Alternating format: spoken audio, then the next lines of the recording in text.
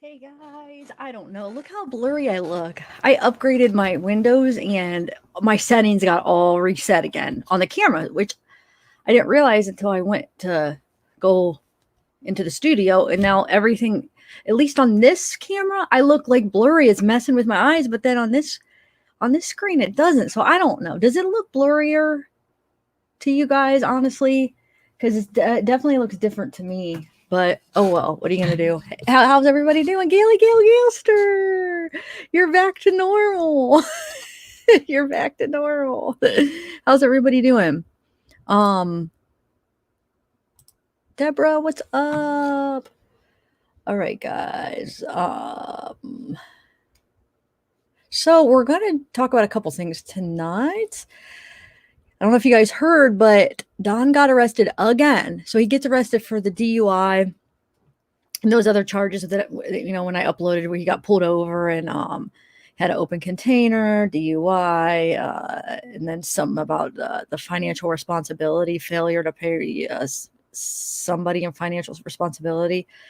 And then so he goes to court. Well, somehow they haven't really released the details. I don't know, unless if you guys maybe have the inside information, but from what the news says, he violated his probation. So now he's in jail. He got arrested again. So I have this video this little cute. Why did I say cute? Not cute at all. Wow. A quick little video news clip from that. From his from today here. Let me share it. I had everything shared and then I had to keep leaving the studio to fix my camera settings, and when I do that, it actually resets. Actually, there's two video clips. They basically say similar things, but we could listen to both of them. Hold on one second.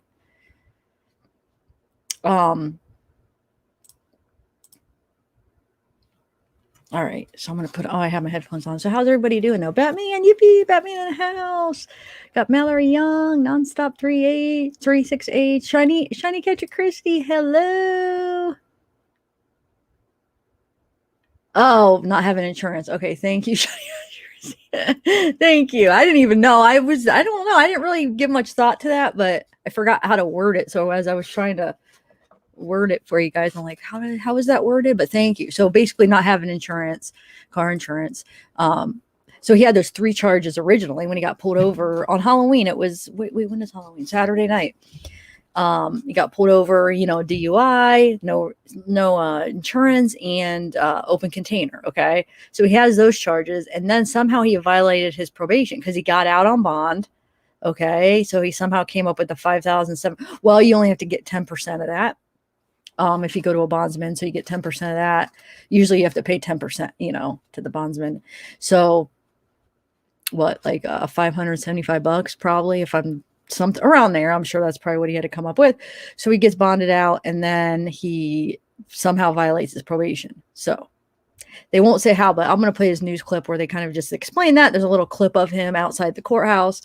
And like I said, they tried to get an interview. They weren't able to get an interview. She explains why. And then, oh, that's what it was. But they made it seem like they made it seem like it was something extra after. It was a different charge, Terra Mama. Like this one's saying that he got a different charge. I don't know. Let me play you the news clip and tell me what you guys make out of it. Hold on. I got 2 of them. They're kind of similar, but I'll just play them both. Okay. Hold on.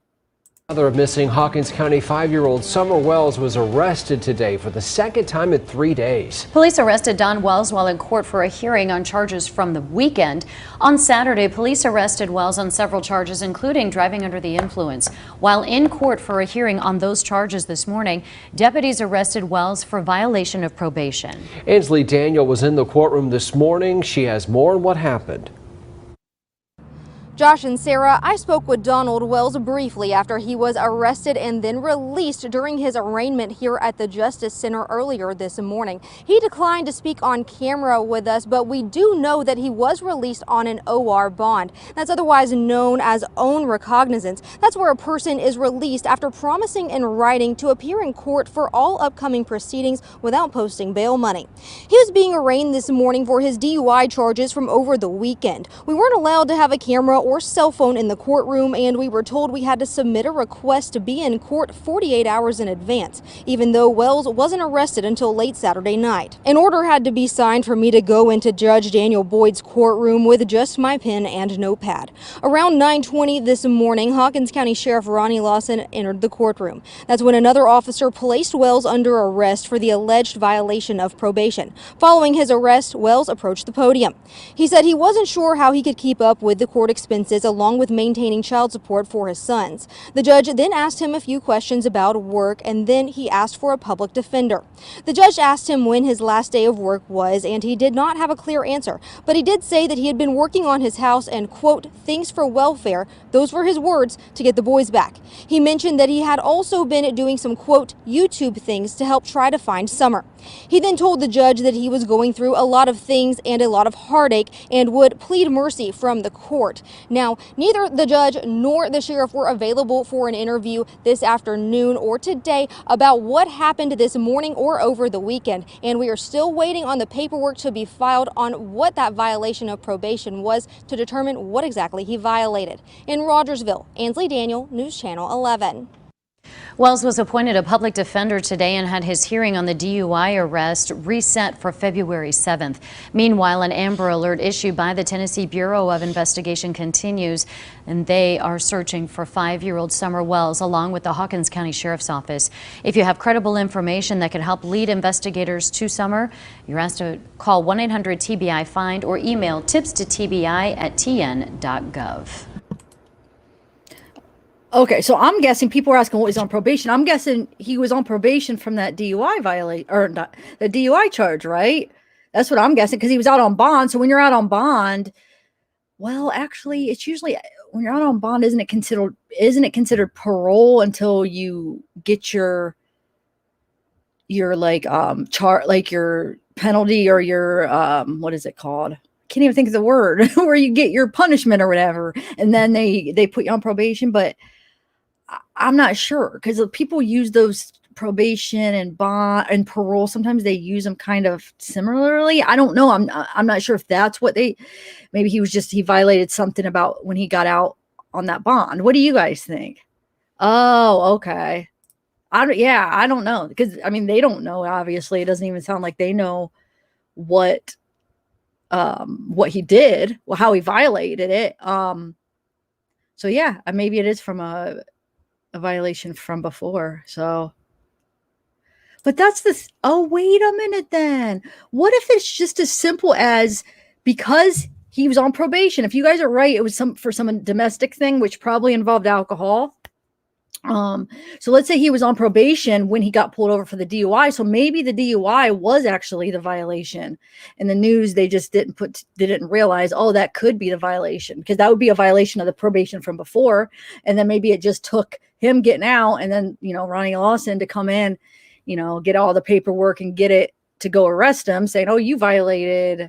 But you wouldn't think, wait a minute, you wouldn't think they would have let him out on bond then if he violated. You know what I'm saying? Why wouldn't they have caught that before they let him out?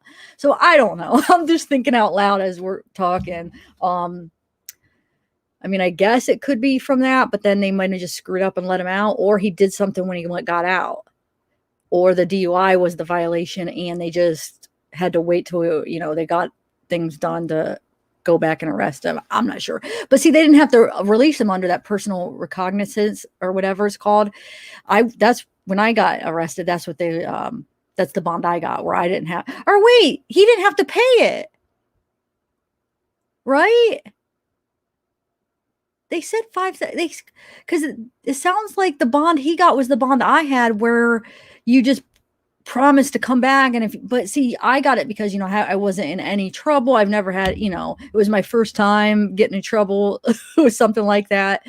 When I was younger, I got like stupid little arrests, underage and just little things like that. But this was like my first criminal felony charges. But, so they let me out under they called it personal recognizance bond or whatever, they let me out. I didn't have to pay anything. It's like $1,000 bond, but I don't have to pay it. I just have to make sure, promise to come back. Isn't that what they said they let him out under? But then before it said it was a 5,000 own recognizance. I can't say that word very good. Sorry. I don't know. I have too many questions now, but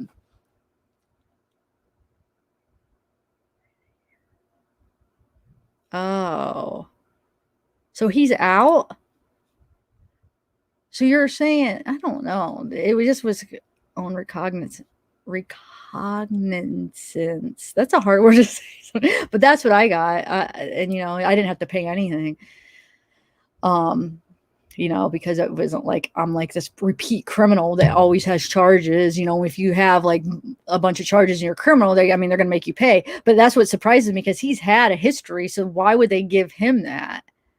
That's weird. Like with his history, you wouldn't think they would give him that, but I don't know. Well, I know you don't, but they said that they took, but didn't you hear what she said though? They came and they arrested him. They made it. That's what they made it seem like. Did I hear that right? That's what I was hearing, that Ronnie came into the court and then arrested him for the violation. That's what it said. So it made it like in your head, you're picturing him. Okay, he's coming in. He goes to his court for his DUI arraignment, and then Ronnie and whoever else was with him comes in and arrests him for the probation violation. So doesn't it seem like you're picturing him that he gets arrested again? I mean, unless if but see, that wouldn't make sense that they would give him that that personal thing after he already violated. If that's true, somebody said they gave it to him for this new charge. No, that would be stupid, because he gets out and then if he violated it again, then that would make you not trust him. You know what I'm saying? Like to give him that again. I don't know. Here, let me play the other clip and see if it gives us any more answers. It basically says a lot of the same stuff. In the past 3 days, deputies have arrested the father of missing 5-year-old Summer Wells twice, most recent being today while he was in court. Now, Don Wells was initially arrested Saturday on several charges, including driving under the influence. During an arraignment this morning, the judge appointed Wells a public defender and reset the hearing to February. While in court, Wells was arrested for violation of probation. He was released on his own recognizance, meaning he did not post bail money, but pledged in writing to appear in court for all upcoming proceedings. Okay. News Channel 11's Ainsley Daniel was in court today, where Wells told the judge. Okay, let me just say, okay, that's now the way they worded it this time was a little bit clearer. So they did. So they arrested him and then they released him. So basically, he must have posted that other bond. Which, like I said, usually you only have to pay like 10%. So it would be like $575, right? If I'm doing the math right around that. So he posts that, goes in. Not sure when he violated this probation or what it was. It goes in, they arrest him for that, and then they release him for that on that personal recognizance bond or whatever. And he just had to promise to make it to all the court. Okay, so at least that clears that up. All right, I'm going to continue. He has been working on his house and, in his words, things for welfare to get his boys back. Josh and Sarah, Donald Wells did appear for an arraignment here in Rogersville earlier this morning. He was here over those DUI charges from this past weekend, and while he was being arraigned, he was arrested again for violation of probation. We are working to determine what exactly he violated. However, a gag order has been issued on the Child Protective Services case involving he and Candace Bly's older sons. It was issued by juvenile court judge Daniel Boyd, and it reads, "All parties to this action are hereby prohibited from discussing this matter or the children with the media or any other non-essential person, entity, and/or uninvolved or disinterred parties or person." Wells confirmed to me back in July that their older sons had been taken by Child Protective Services, but he wouldn't tell me why. I did reach out to the court-appointed attorneys for the Wells family about why a gag order was placed on a juvenile court case, which is normally already kept confidential anyways. I did hear back from one who declined to comment, and I'm still waiting on a response from the other. In Rogersville, Ansley Daniel, News Channel 11. Both Don Wells and Summer's mother, Candace Bly, are set to appear in a recorded Dr. Phil segment this month and talk about their daughter's disappearance. The show recently released this promo teasing the episode, but didn't give an exact air date. 5-year-old Summer Wells was reported missing by her family from her Hawkins County home June 15th. A Tennessee Bureau of Investigation Amber Alert remains active tonight, and the TBI continues to ask for credible tips. Call 1-800-TBI-FIND or email the address on your screen. Okay, so Tennessee said, I think that he was arrested on the probation. It did. This was a little bit clearer, where it did seem like, now that I was able to talk it out with you guys and then listen to it with you guys, I think that was from that case or a different case, the whatever happened with the boys and stuff. And then Tennessee said that he had a little gun in his truck, and she later dropped the DV. Oh no, you're talking about the DV charge. Oh, okay. I was thinking about maybe a charge. So you're saying that, so Tennessee, you're saying that he had a gun in the truck when he got pulled over for the DUI, and that was the probation? Is that what you're saying that you think? No, this isn't confirmed. This is just somebody say they think. So don't go around or don't go say this is like a fact. We're just trying to figure it out. Where did you hear that, Tennessee? And are you saying that he had it when he got the DUI? I don't know. I don't want to assume anything, I guess, anymore, just from what I guess that they told us. Okay, so he's on probation from the gun, but what was the violation is what we're trying to figure out. So that's just, okay, so that's the probation with the gun. Oh, I misunderstood you, Tennessee. So you're just saying that's why he was on probation, because the gun charge. Okay. All right, well, hold on. Let me turn this off. And then so it doesn't keep ringing. And then hold on. Oh, it's the same text. All right. Okay, so yeah, I don't know, guys. So he's out though. So it seems like he's getting lucky, like for everything, all the charges he has. Some people don't get as lucky, where they just let him out like that.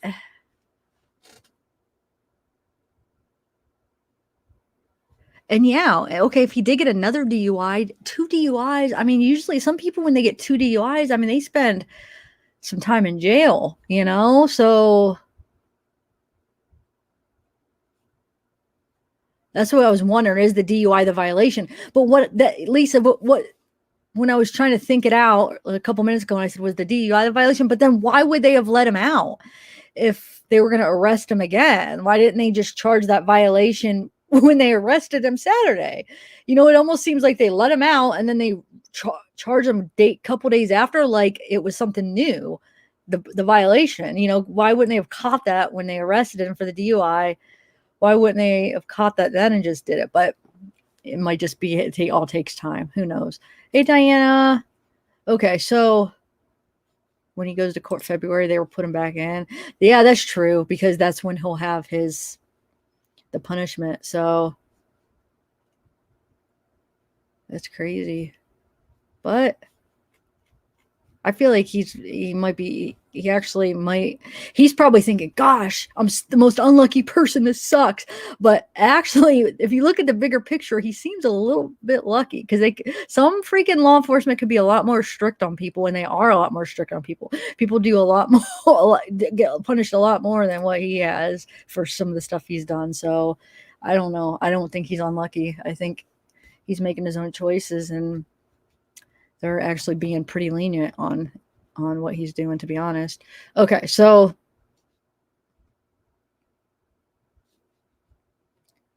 they're not on and on the weekends. The paperwork has to get to the probation. Yeah, that's what I'm wondering, if it's just the paperwork. Yeah, could be. Yeah, maybe that's all that was. They just let him out, and they couldn't charge him and they knew he was coming back in for court. So they're like, we'll just have to wait till the paperwork goes. Probably. Okay, so that's that. I just wanted to give you that update. And then I found, and we're going to talk about Elijah Lewis, because somebody that was the next case that somebody requested to cover. So we're going to cover that a little bit. But I did want to read you one, since we're talking about this case, just an interesting article from. Hold on a second. Just real quick. It talks about how this case has helped, it has led to dozens of, how do I say this word? Hold on, I'll share the screen, because it's something it's one of the words that YouTube will pick up on when those two words are together. Hold on, let me share my screen. We'll just read the article.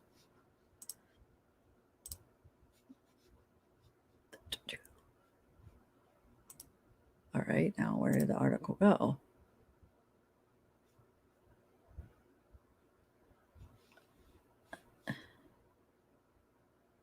Here it is.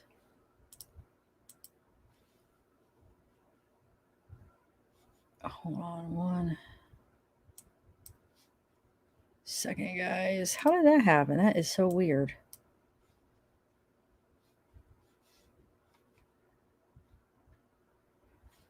Hold on, guys. It got over on. All right.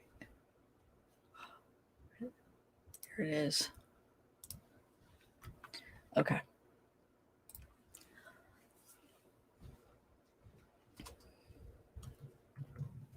All right. All these stupid ads. Oh, I'm going to have to. Actually, this is what I'll do. There we go. Okay. So this is the word. The trafficking in the middle of Tennessee resulted in 12 individuals accused of seeking illicit sex from minors. Their operation was conducted by U.S. Immigration and Customs Enforcement, Homeland Security, TBI, blah, blah, blah. But look how many. It says beginning October 13th, authorities placed several decoy advertisements on websites known to be linked to, you guys could read it. I'm not going to read those words, but the focus of the operation was to identify individuals seeking to engage in, and look at all the people they caught, you guys. I just thought that was good. I mean, I guess it's how you look at it. It's bad that there's so much of that going on, but I mean, it's good that they caught these people.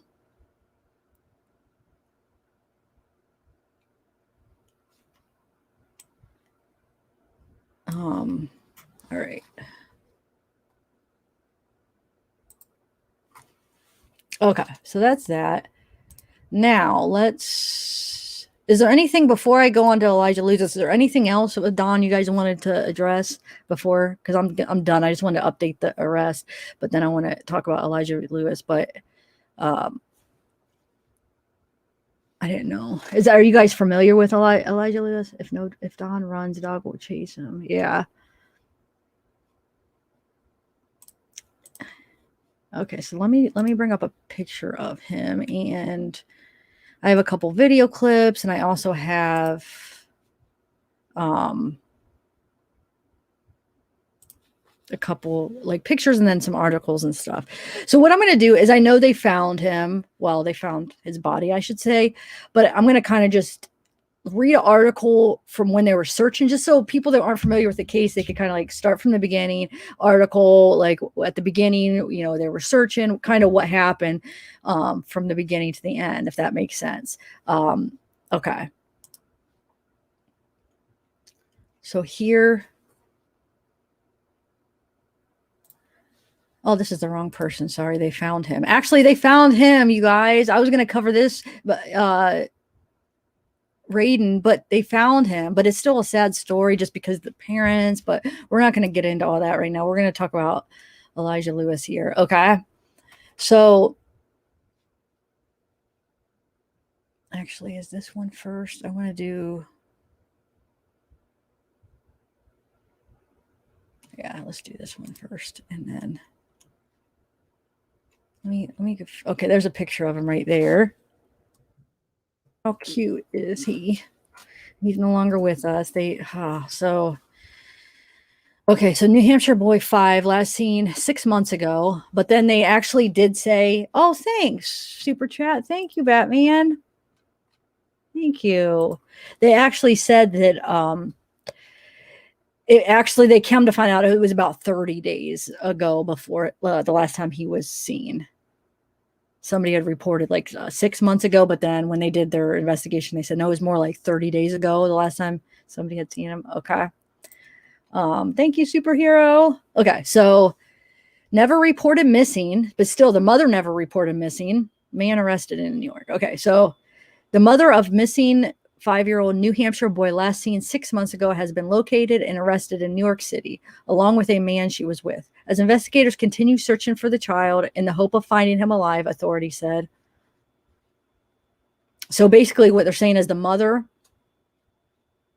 and the man that she was with, they've been arrested. Okay, so they were arrested, okay, but for like other charges. When this is when he was missing, before they found him, they were arrested for well, I forget the exact charges, but we'll go through them here. So Danielle Denise Dolphinus, 35, and Joseph Stapp, 30, were arrested Sunday in the Bronx, New York, in connection to Dolphinus' missing son. I'm probably saying that so wrong, guys, but Elijah Lewis of Merrimack, who was just reported missing on Thursday, the New Hampshire Attorney General's office said in a news release on Monday. Officers with the New York City Transit Authority located and arrested the pair, but there was still no sign of the boy, investigators said. So somebody said, it says Elijah of Merrimack was last seen by an independent individuals approximately 6 months ago. Like I said, then they said that it was really 30 days ago, but here's his mom and the guy that she was with. So it says, right now the goal is to find Elijah and ensure he's safe. New Hampshire Senior Assistant Attorney General Ben Agati told WBZ TV on Saturday before investigators located Dolphinus and Stapp. At this point, we are hoping to find Elijah alive and somewhere. They were arrested. These two were arrested on warrants charging them with a witness tampering and child endangerment. So those are the charges. The pair allegedly told people that they knew to lie about Lewis and where he was living. Sorry. So they knew to lie about Lewis and where he was living, knowing that Child Protection Services were searching for the boy. The New Hampshire Division for Children, Youth, and Families alerted police on Thursday that Lewis was missing, the Attorney General's office said. It was not immediately known how the agency was involved with the boy.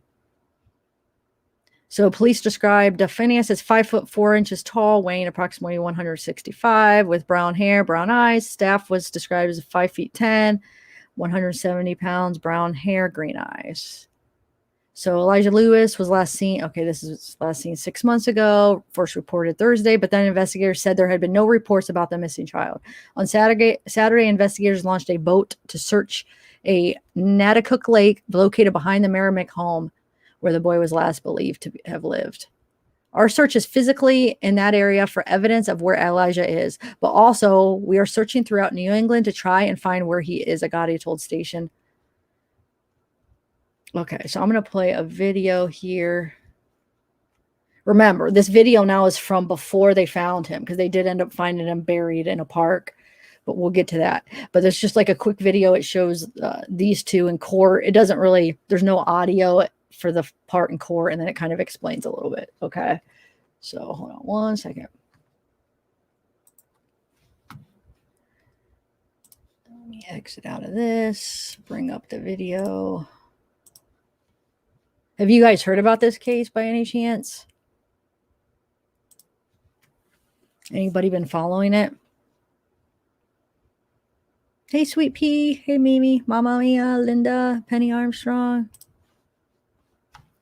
Like I said, the first part doesn't have audio, and then it does. But this is them right here when they were in court.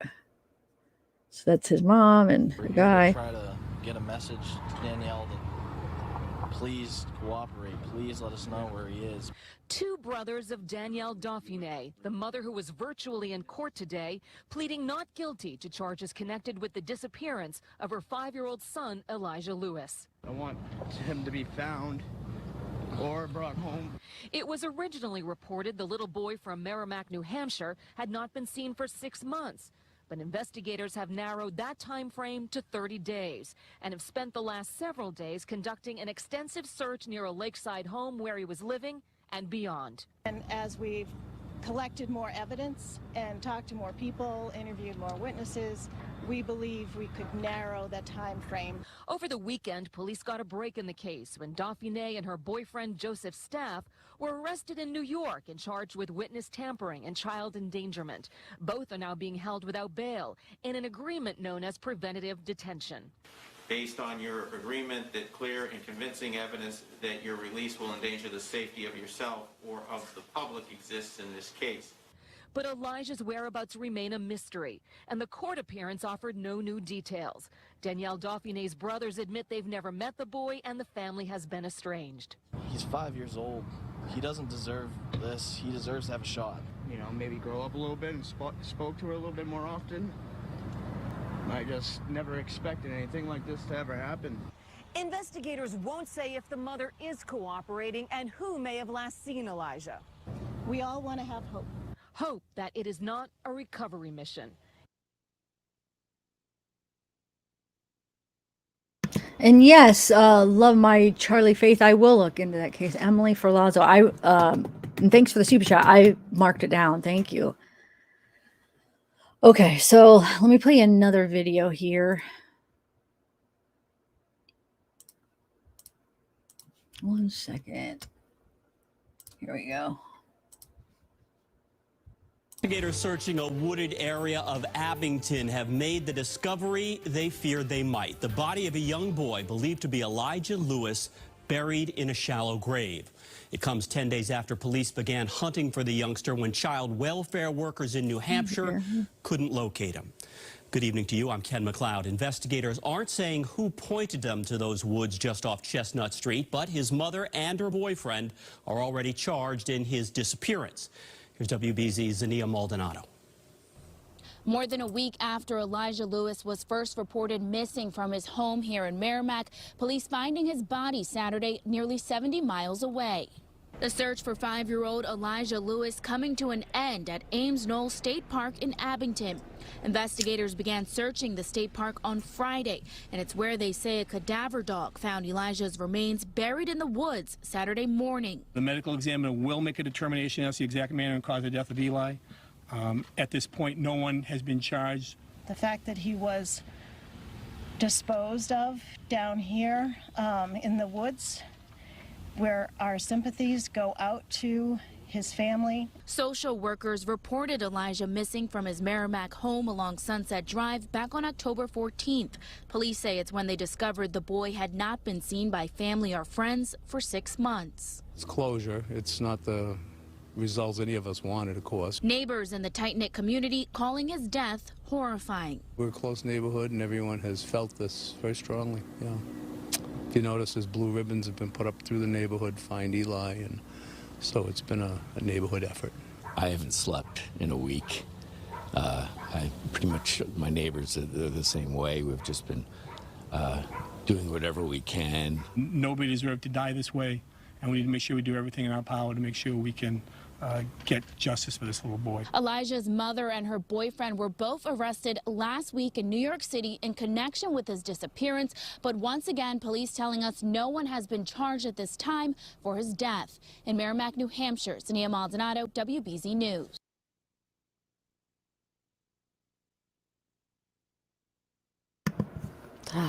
Sucks, man. There's just so many. Like, you know, I have people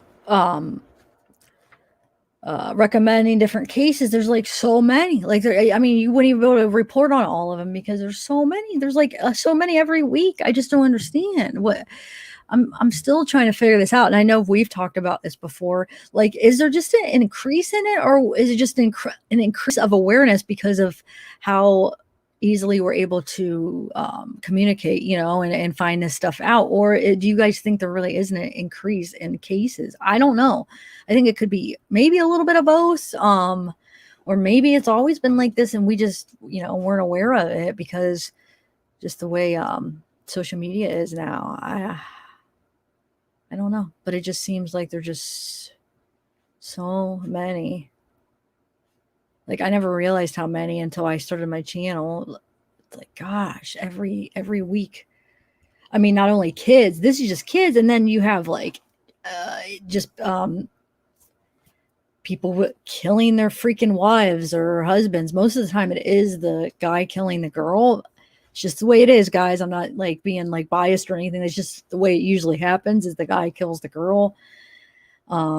But it happens the other way sometimes, but just not that often as the other way around. It's just too much. And then not only that, but then you have like the random, like the serial killer types.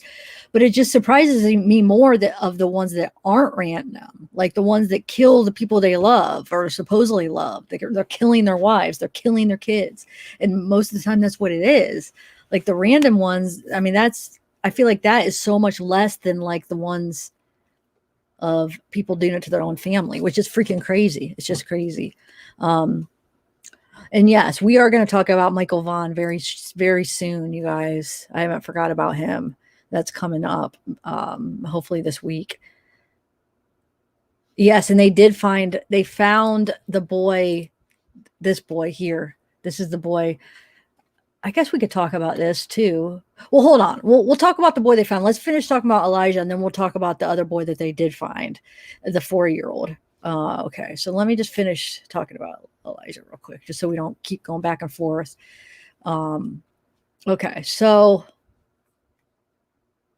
let's just go through a couple more articles of this and just see. There's going to be some repeats, but just see if there's any other info that we haven't covered. Hold on, let me pull this up here. Okay. Actually, let me hide this. I don't need to have that up. All right. So yeah, so they found the boy. He was missing for about a month. The 5-year-old from New Hampshire. So they're saying about a month, and they found him in a wooded area in Massachusetts.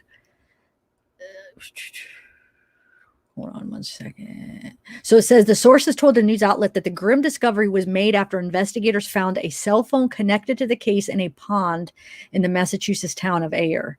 I'm probably saying that town wrong, so forgive me, but the boy's cause of death has not been yet determined. Last week, the 35-year-old mother and her boyfriend were arrested in connection to the boy's disappearance. The two were slapped with charges of witness tampering and child endangerment for allegedly telling others to lie about where her son was living as Child Protection Services tried to find him. And Elijah was only reported missing to New Hampshire Child Services and local cops on October 14th. This is what I was saying. Initially, they thought it had been 6 months, but the timeline has since been reduced to about a month. They're waiting for autopsy and toxicology test results before considering additional charges. Okay. And then this one, let's see. When Elijah was last seen, let's see what this says. So when did authorities realize the child was missing? The New Hampshire Division for, actually, when I do this, Windows has a new thing where it's, you could, with the split screen, I'm loving it. Hold on a second. So I could put up some pictures now. It makes it so much easier for different things. Let's see. Here's some pictures. Actually, I like this. Hold on a second. Oh, I'm still learning. I'm still not going to be as quick, but I'll get used to it the more I use it. All right.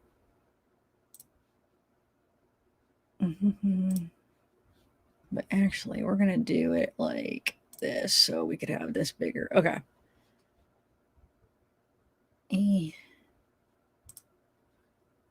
So how cute is he, guys?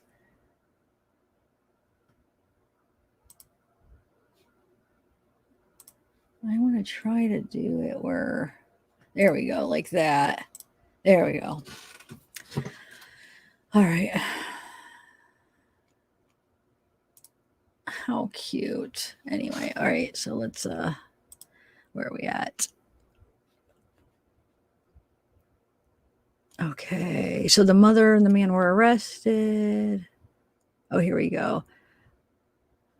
So, yeah, the New Hampshire Division for Children, Youth, and Families notified police on October 14th that Elijah was missing. So, not, oh, thanks for Super Chat. Hold on. Hey, thanks you, Foggy Morn. Thank you. You're always so generous with the Super Chats. Thank you so much. Hey, Laura, what's up? No, long time. How are you? So sad to happen to my state. I was in Abington. Oh, how have you been? Hey, Christina. Love my Charlie. Okay. Hey, Beth. Soul for Music in the house. Tennessee in the house. Cakelo in the house. We got everybody in the house. All the cool people are here. No, I'm just joking. Oh, I saw Amanda earlier. Hey, Amanda, when I was playing the video. Hey, what's up? Oh, thanks, Amanda. Hey, I learned a lot. Mama Mia. Okay. So, where are we at? The agency involvement with the boy is unclear, but state police said he was last seen by independent individuals and was never reported missing to authorities before this month. So these are from like one of the Facebook groups that made some of these. The group is actually this group right here. Lewis Strong. Wait, no. Justice for a Lie. Yeah. How cute. How cute. Gosh. So anyway, where are we? So Elijah, mother, and man. Oh yeah, they were arrested October 17th and pleaded not guilty to the witness tampering and child endangerment. And they remain in custody and plan to meet with their lawyers to discuss bail hearings. Hopefully they don't get out on bail.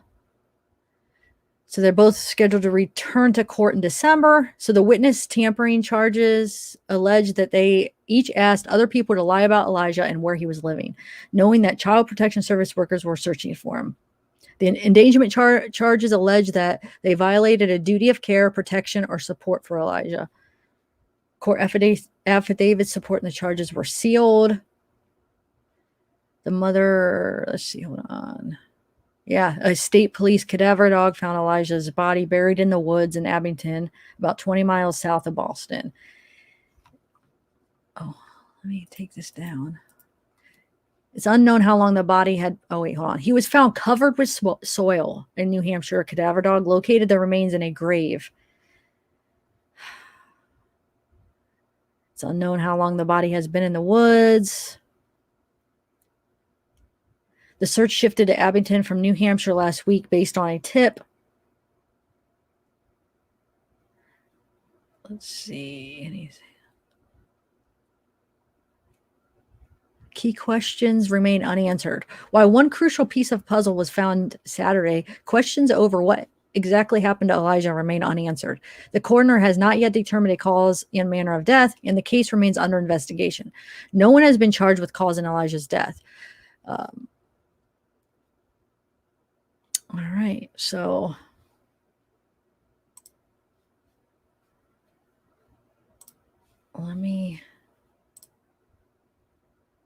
I couldn't find a lot of pictures, as you could see. I could only find a few so far, but let me go back to, hold on one second, guys. I'm going to go back and play. 1 second. I have a couple other news clips to play for you here. And then we'll talk about the other boy that actually they found. Oh, and also I wanted to read another article too. So hold on 1 second. Let me play a couple more clips and then we'll chat a little bit. So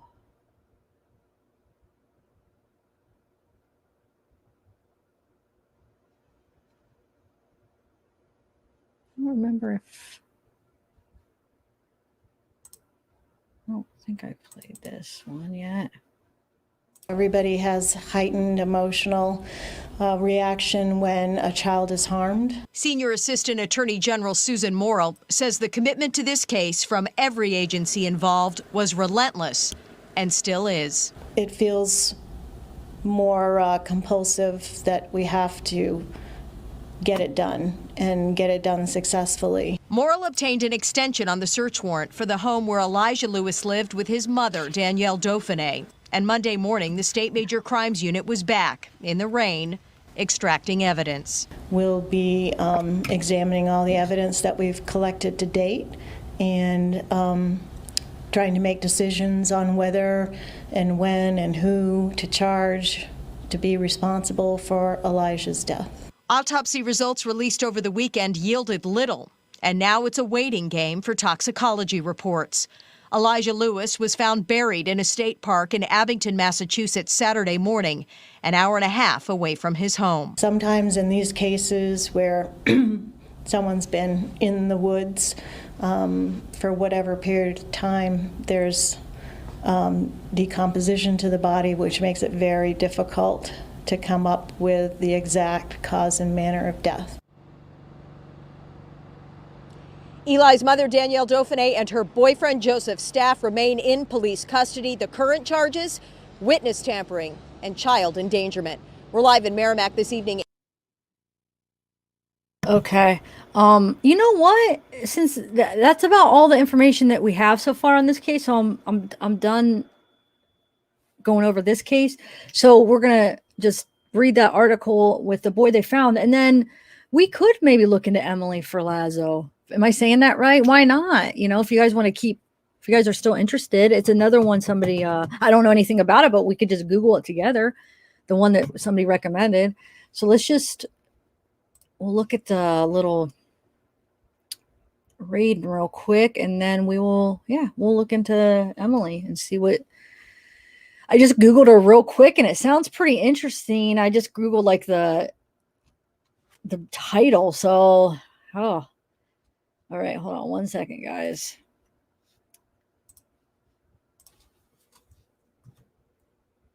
One second.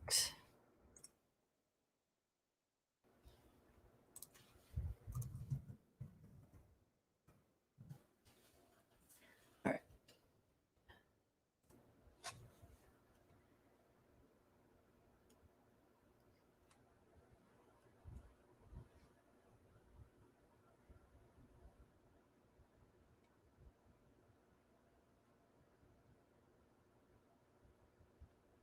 So yeah, basically with Raiden, they found him. He was with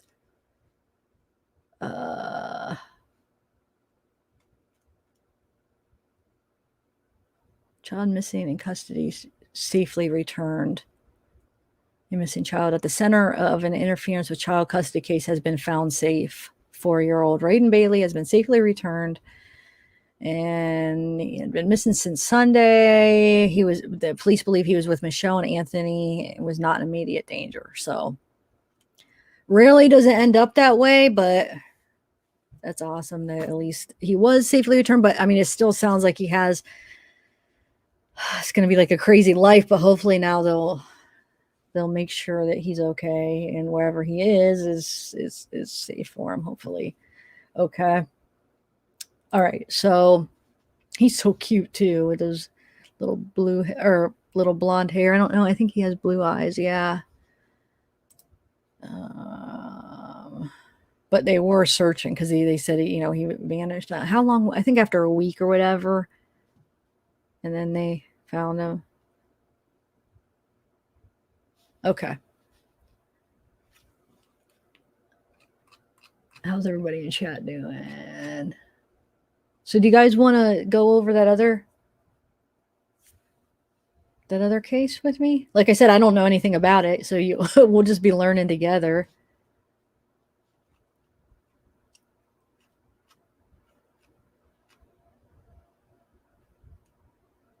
Actually, let me do this real quick. This is an interesting article. I was going to actually do like a recorded video on it. I just found it interesting. And then when I was doing a live, I'll be like, I'll just do this. We'll just read this article real quick. It's kind of interesting. It's at least 9 bodies had been discovered since September during the massive searches for Gabby Petito and Brian Laundrie. Okay. So the massive search, I'm not on mute now. So the massive search for Gabby after the Florida woman vanished in September was later found dead in Wyoming National Park has resulted in at least 9 bodies of other missing people being discovered. Authorities began searching for Petito when she was reported missing on September 11th. Her body was found on September 19th. Okay, so let's see. But the national manhunt suspected sightings of Laundrie by police everywhere from Florida to along the Appalachian Trail. Oh, how crazy that this is the Emily. Oh my gosh. It was meant to be. I was meant to cover the Emily Ferlazzo. That's I swear I didn't even realize that's who we were going to cover. That's who they somebody recommended gosh, why I'm sorry I can't talk today. They recommended requested that to look into her, and it was in this article that I had this whole time that I was planning on reading. Wow. Okay.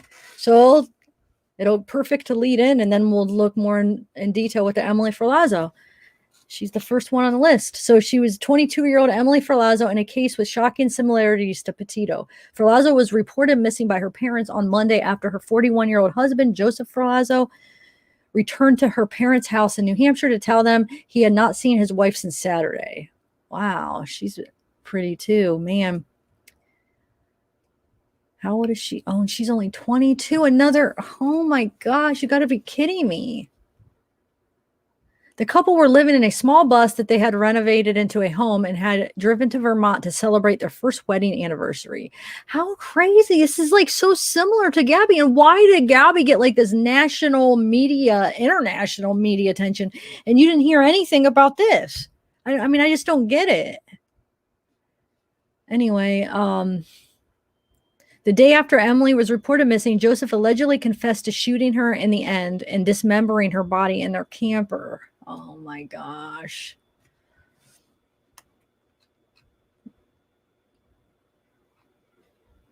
Wait, why?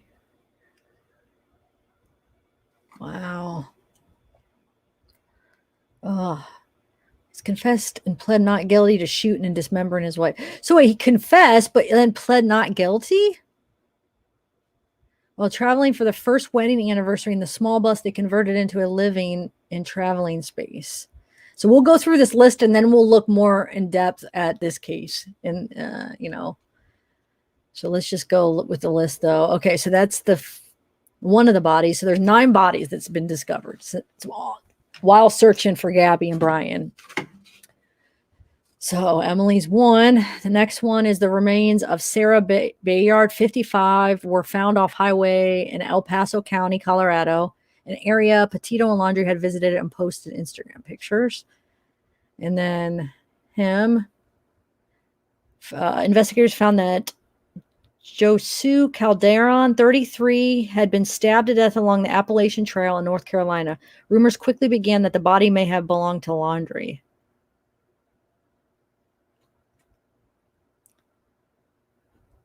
Okay, police located the camper. Okay, so now it's going back to the Ferlazzo because we still haven't finished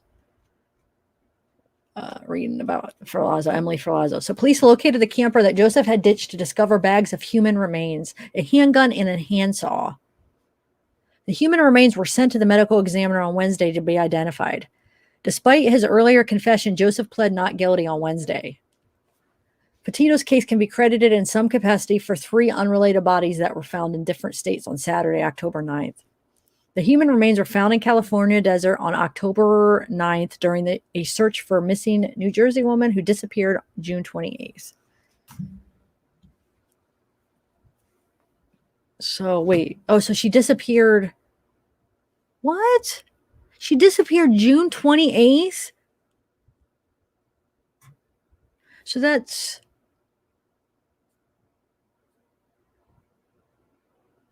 like 3.5 months, And we didn't hear one thing about this. I mean, like how we did with Gabby. I don't know. It's weird. So Lauren Cho of Flemington, New Jersey was in Yucca Valley, which is where she was last seen. Oh, they're talking about somebody else now. This article is confusing. Hold on a second.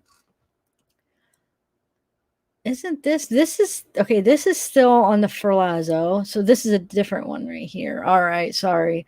So this is another person, Lauren Cho of Flemington. But she's the one that disappeared June 28th and was human remains were found October 9th, which is where she was last seen with her friends and former boyfriend. Wow. Friends say she had planned to move out west with her former boyfriend, Chris Orell, and live a more creative life where she planned to start her own food truck. Oh, thanks, Melissa, for joining. New member. Welcome to the family. You know what? I just got an idea. I need to get a sound effect so when people join I could do some kind of sound effect. What can I do? And then I could play it somehow. Have it always ready. What can I do, like clapping or like a woohoo or something? I don't know. Let me know what you guys would prefer. So when people join, become a member, I'll play it a little. It'll be like a second, just to like welcome them. Thank you for joining though, Melissa. Okay, so anyway, yeah, so she planned to move out west with her boyfriend, start her food truck. The remains found in California currently have no definite connection to the 30-year-old, but coroners are in the process of identifying the body and determining a cause of death, which could take weeks. The area where the body was found is near where Cho was last seen before she became upset and presumably walked away from the resort, leaving behind her personal belongings, her friends told Bernardino County Sheriff's Department. Renewed interest in Cho's case developed as people began to recognize cases similar to Petito's that were not receiving the same amount of national attention, specifically when involving women of color. The remains of Sarah Bayard was also discovered on October 9th after being reported missing on July 4th, but last seen at a gas station in Douglas County on June 28th. Her remains were found off the highway in Douglas County and identified several days later. The investigation into the cause of death for 55-year-old has stalled due to the lack of body tissue that were found with her remains, which were mostly bones. Bayard was reported missing in Douglas County the same day that Petito posted an Instagram picture at Monument Rocks, also in Douglas County. Wow, wait, that's weird. So she was reported missing while Brian and Gabby were in the same county as her. A third body on October 9th. Oh, like this on October 9th. What's with October 9th? Wow. Oh, that's the Josu Calderon, this guy. Okay, so this is that. I mean, this is him who we're talking about now. And then this was Sarah, who we were talking about before. And this is that Lauren Cho. So Lauren Cho, I think she's the one that wanted to start the food truck, right? Open a food truck. Let me see again. Lauren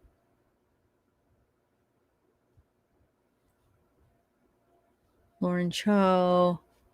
Yeah, she's the one that planned to move out west and start her own food truck. And then Bayard was the one that has stalled due to lack of body. Oh, the one they're trying to figure out. So she was just found off the highway in Douglas County. Okay. All right. So the third body, the Josu Calderon, the body of 33-year-old man from Rhode Island, was discovered stabbed to death on the Blue Ridge Parkway along the Appalachian Trail, the Yadkin Valley Overlook in North Carolina. Before Calderon was identified, rumors began to circulate that the body may belong to Laundrie. Wyoming Adventure, thanks for joining. Yay. I'll do my own little sound effect. Woo! Anyway, thank you. Oh, thanks for the super chat, Melissa. All right. Okay, so, and then we have Maya Marcano. I'm probably saying that wrong, I know.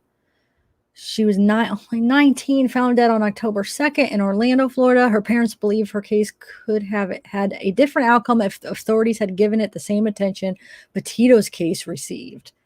Wow. And then Robert Lowry died by suicide in the Grand Tetons National Park near where Petito's body was found. And then Kylan and Crystal, 38 and 24 and 38, were both shot and killed at a campsite outside Moab, Utah in August. Their case was initially investigated to find potential links to Petito's disappearance. Okay, so the family of slain 19-year-old college student Maya Marcano have directly called out authorities for putting more effort into Petito's case than they did Marcano's, who went missing 2 weeks after Petito. Wow. I mean, I understand. I mean, I don't know why some cases get way more attention. Oh, thanks, Harley. Thank you so much. Thank you guys for supporting what I do. So Marcano was reported missing on September 24th after she finished her shift at the Arden Villas apartment complex where she lived and missed her flight home to South Florida. The sole suspect in her death, Armando Caballero, wait, hold on. Caballero was a maintenance worker at a apartment complex who investigators said used his maintenance master key fob to break into and wait in her apartment. Oh my, that freaks me out, dude. That freaks me out. It was like, apartment complexes where they have like the master key. They can get into the maintenance people can get into any apartment. It's just so, they need to do like really good background checks on those people that have the master keys, but they probably do them. I'm sure, I would hope, but it's like, you don't have a record until you do. You know what I'm saying? Then it takes that one time and it's too late. Somebody's freaking dead. The 27-year-old was found hanged on September 27th. Marcano's body was later found on October 2nd in a wooded area near her apartment building with her mouth, arms, and legs bound with duct tape. The cause of death has yet to be determined, police reported. But her family has accused authorities of not treating Marcano's case as a high priority case, which they believe could have saved their loved one's life. I think it's very interesting that we have two of these cases happening pretty simultaneously. And I think what it does is it really gives the world an opportunity to see sometimes some of the differences that you have in the coverage that each case receives. Darrell Washington, the attorney for the Marcano family, told Insider. This is by no means anything against Gabby's family, he continued. I do think they do deserve the type of attention they are getting. Another body was rumored to belong to Laundrie when a male body was found in a dumpster at an Alabama Walmart on September 20th. The same day, police received several reports of potential sightings of the fugitive nearby in Tillman's Corner. The Mobile County Sheriff's Office denied that the body was connected to the Petito case and later confirmed that the body belonged to an unnamed homeless man. The search for Petito's body in Grand Teton National Park, where her remains were found, lead authorities to discover the body of a missing Texas father. And that was this guy, though. And his was suicide, though, Robert Lowry. And he had 2 kids. So sad.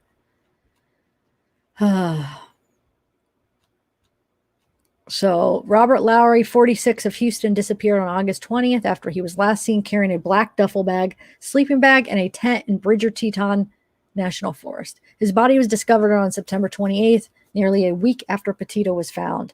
Following a 4-hour search that included 3 canine teams and 25 search volunteers, it has been determined that the father of 2 died by suicide. When Petito's case was first made headlines, authorities were investigating the connection to her disappearance with a recent double homicide of a newlywed couple who were last seen in Moab, Utah, at the same time Petito and Laundrie traveled through the area. I still think there could be a connection. I mean, there's still a part of me that thinks maybe there's probably not a huge, but there's still a small chance that maybe Brian had something to do with these 2 ladies' deaths. What do you guys feel about that? Do you think there's a chance? Just because he was in that area, and just, all the details we've talked about that kind of are just really weird. Weird Mom goes over and go check out Weird Mom. She has a couple videos explaining some weird coincidences or whatever you call them, and some theories that could connect Brian to these two. I'm not sure what. It does make you wonder, but anyway, in Petito's case, first made headline. Oh wait, hold on, I just read that. Oh yeah, no.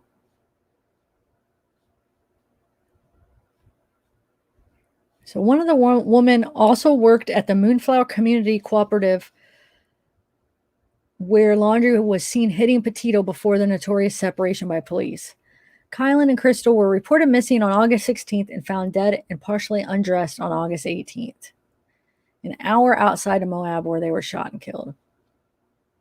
Man. They reportedly had been camping in the La Salle Mountains and told friends of a creepy man that had been bothering them and that if something happened to them, that they were murdered. That's so weird. The Grand County Sheriff's Office released a statement saying they found no connection between the Schultz, Turner, and Petito case, but some, including private investigator Jason Jensen, has not ruled out the connection. Okay, so you do. I think they should. Yeah, I know. I think there is a possibility. Okay, so a lot of you guys are thinking that too. Okay.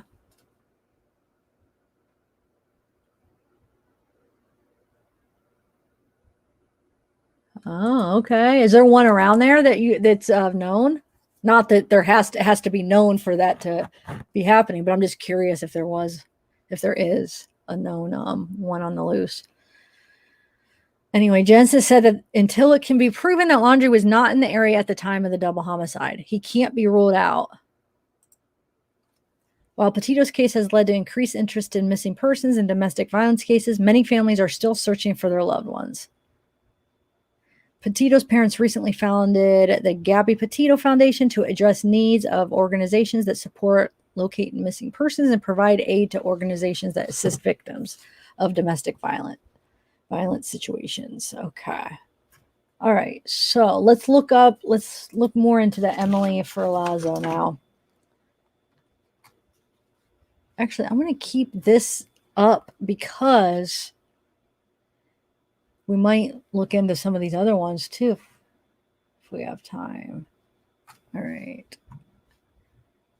I did.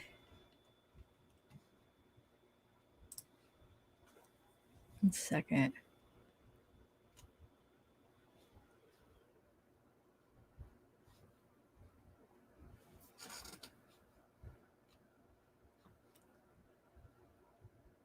I'm just bringing up a couple articles for Emily and Ferlazzo we could look through. Let's do this. No.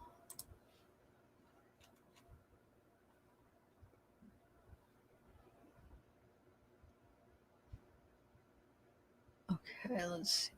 Let's see what this one says. All right, so I now have a couple articles we could read. Hold on one second.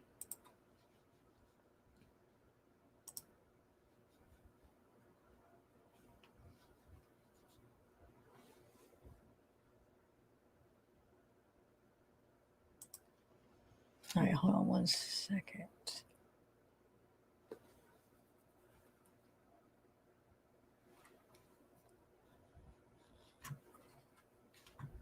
Actually, I am going to play this little clip I found.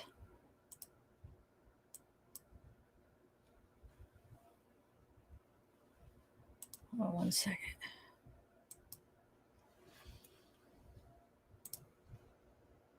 Which one?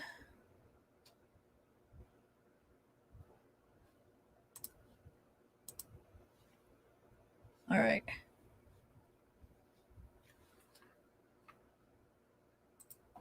Let me know if you guys could hear this. Here at the barracks on the van that Emily and Joseph had been traveling in, and we did find human remains in that van. tonight, which we believe that will be Emily's. Oh, gosh. Breaking news Okay. tonight. Vermont State Well, Police confirmed the search for a missing 22-year-old woman is over. Emily Ferlazzo is dead. Her husband, 41-year-old Joseph Ferlazzo, will be arraigned on a charge of first-degree murder tomorrow morning. Troopers did release his mugshot to us moments ago. I know our crews behind the scenes are working to get that up.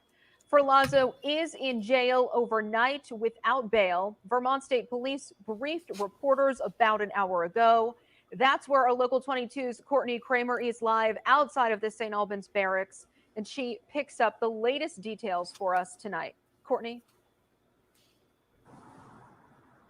Lauren, a difficult evening here tonight as friends and family are learning this is no longer a missing persons case, but rather a homicide investigation. Vermont State Police say Joseph Ferlazzo admitted to them that he killed Emily inside of that vehicle in Bolton. In fact, they say he's provided a wealth of information into what may have happened here. This is video from outside the police barracks. There was a lot of movement here around 7:30. VSP's major crime unit vehicle was stationed. There was also what appears to be a converted camper bus nearby. Now, important to mention, I just spoke with Emily's stepmother, Prudy Schwartz, moments ago. Something she did not hesitate to tell me is that she knew something was off when it came to Emily's husband, Joseph Ferlazzo, even though she only met him just one time.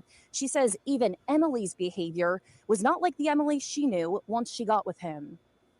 Something didn't click the first time we met him, and he wasn't sure what it was about him, but he did not like him. And I said, it's something with his eyes.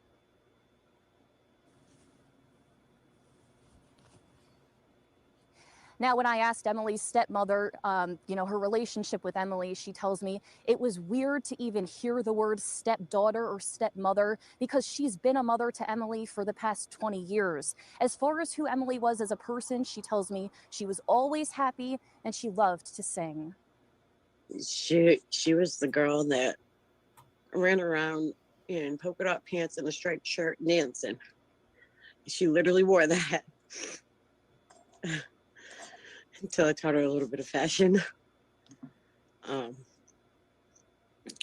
She was always very happy.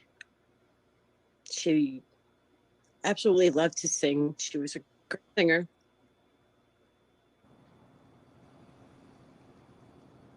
Vermont State Police say we can expect an autopsy to be done tomorrow on those human remains found in the camper that they expect to be 22-year-old Emily Ferlazzo. We'll keep you updated both on air and online with.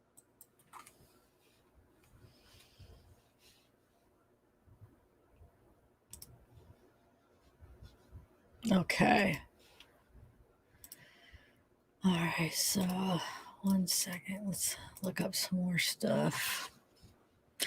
Who requested this again? This case? Because you have any interesting information to share by any chance? So let's see. Got some articles.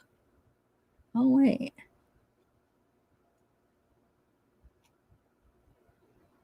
Let's see. The husband of a missing New Hampshire woman confessed to killing his wife, so we know that.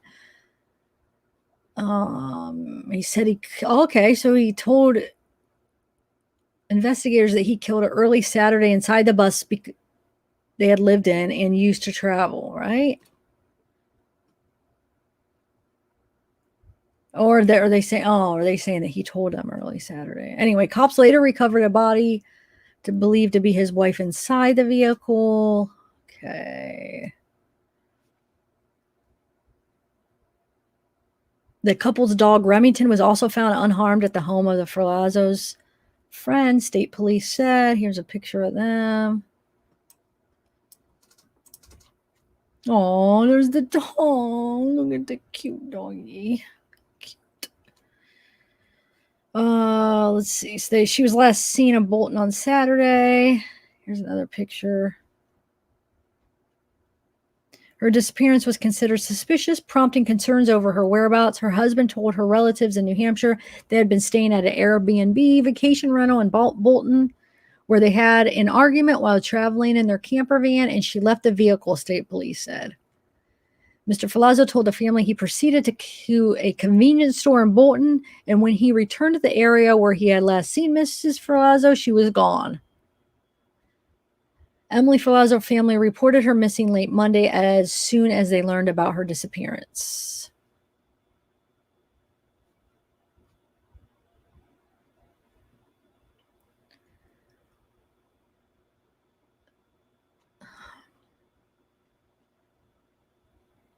The information he provided was that he killed his wife, Emily, said that he had done so in the town of Bolton in the early Saturday morning hours. We did find human remains in the van tonight, which we believe to be Emily's. So that, all right. Let's see if there's anything else.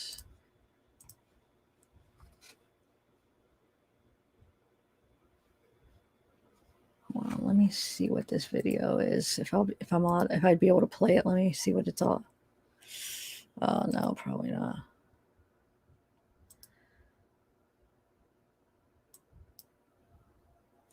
All right, hold on, let me see. Not gonna play that.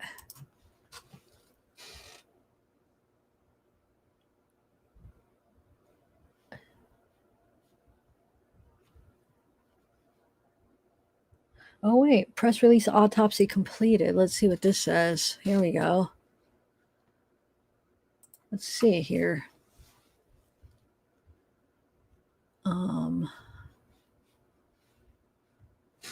Make this bigger. All right.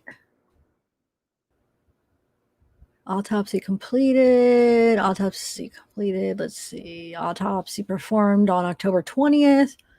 Her cause of death was determined to be gunshot wounds to the head, and the manner of death is homicide. Okay. Wow. Oh.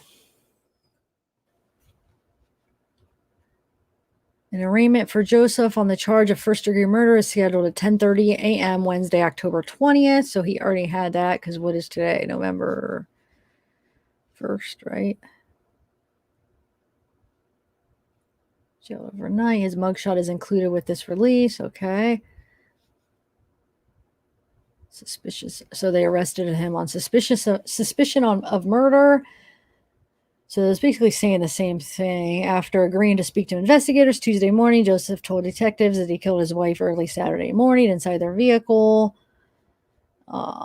Same stuff.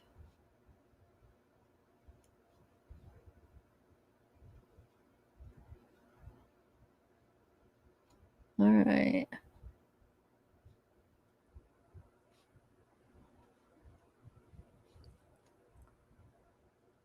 Unarmed. So I'm just skimming through. If there's anything that we haven't went over, I'll read it.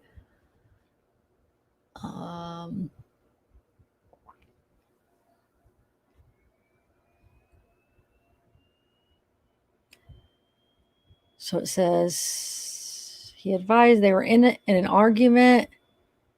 So they had been staying at a vacation rental. Oh, that's what he told their family. They were in an argument, and then he went out and then came back and she was gone. Yeah, same lie. So police was. Okay. He's 6 feet tall, 200 pounds. Brown eyes, brown hair, nose piercing, multiple tattoos. Last wearing dark gray 3/4 zip sweater. But this is, old stuff because they got him.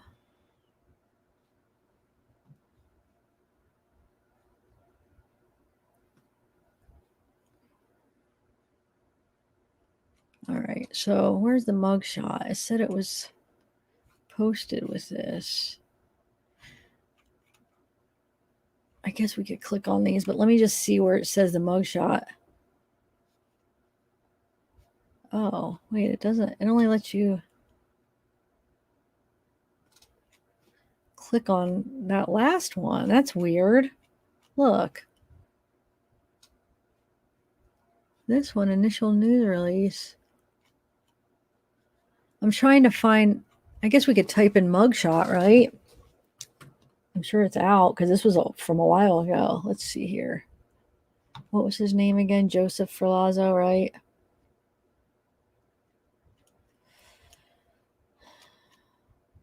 Yeah, Joseph Ferlazzo. Let's just Google that.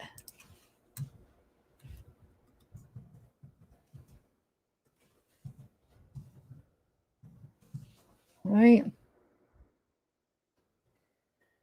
Let me see if we just do images. No, that's not. These are like the same images that we saw. I wonder if, well, that doesn't really look like that's one though. Let's see what we could find. Here's the van. Oh, it was the mugshot. This was. Okay. We did already see it. I didn't realize that it was. What is this one? I'll exit out of this. All right, let's see what it says. This is the van.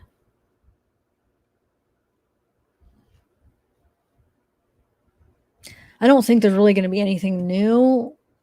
I feel like as it keeps repeating the stuff, because there's really, I'd have to try to do like a deep dive and see if I could find anything on my own but as far as just right away, you guys want to look at some of the other cases that of the 9 bodies. And then I'll look more into this case, the person that requested it, but I'll try to find some, information. It might take me a little bit longer than just doing it on a live, Oh, wait, let's read this. Hold on. It says, it's something. Oh, that's what she said about it's something with his eyes. He looks evil in his eyes. This was. Oh, that's just the same. The stepmother. Yeah.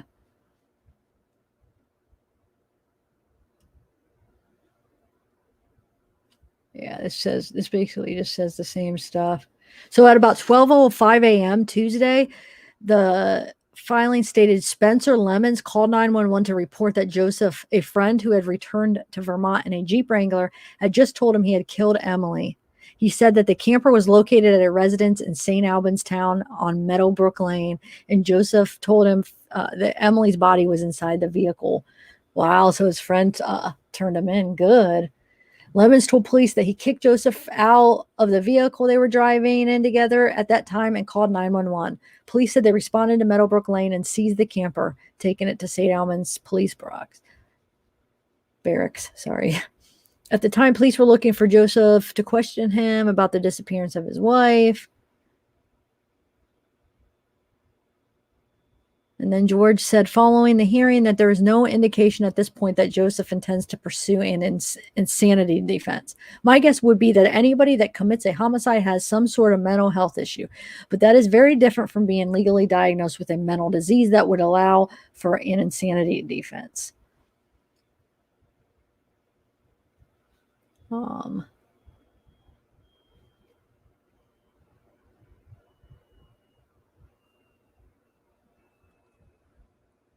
So the prosecutor came under fire 2 years ago when she dropped 3 cases, including 2 murders and 1 attempted murder. She said that based on expert opinion, she did not believe she could refute. Wow, planned insanity. Wait, what? Were those insanity defenses? That's not good. That's not a good track record. What? Hold on a second. But then she's saying that the Ferlazzo case doesn't have any evidence that has been shown at this time that that's an issue. If there is, and we believe we can overcome it, I will try the case. But what do you mean? You don't think you're going to overcome it? You're not going to try it? I mean, I'm a little bit confused on that. You can't let something like a murderer, or she's saying that then she'll just give it to another prosecutor. It says DV accounts for about half of all homicides in Vermont. During the pandemic, her organization has seen an increase in calls to their hotline and in the level of violence in situations they are supporting. The increased and prevalence of people who are stuck at home with an abuser who can't seek respite with family or friends is definitely part of what's increasing the level of violence that we're seeing, she said. Cuban said even though some murder cases get dismissed because the prosecutor determines there's not enough evidence to rebut a defendant's planned insanity defense, it's important to remember the mental health is not an excuse for domestic violence. But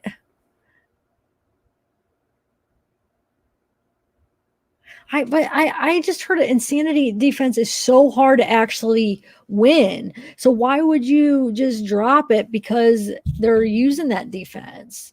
You know what I'm saying? Like that's really a hard, not very many people. And who cares? Okay, so I don't get it because who cares if they even if they do get deemed like insane or whatever, that doesn't mean that they don't spend their life locked up. So why would you just drop it? Am I hearing this right, you guys? I mean, do they get away with murder, or do they just say, okay, yeah, you're insane, go to you just don't have the trial, and they just go to the facility, you know? I mean, they're not saying that they just drop it and let them go, right, guys? I don't know. I'm having trouble really accepting that. If that's, I hope I'm misunderstanding what this is saying, because that would make me very scared for our justice system, you know?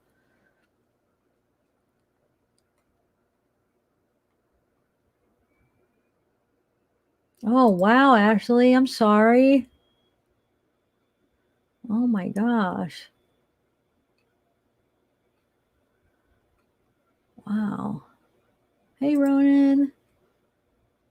I don't know. We're talking about the 9 bodies that they found because of the Gabby case. Like this is one of them. So is Emily Ferlazzo, but there's this prosecutor that's talking about how she's dropped a couple cases, but I'm trying to figure out what she means by dropped.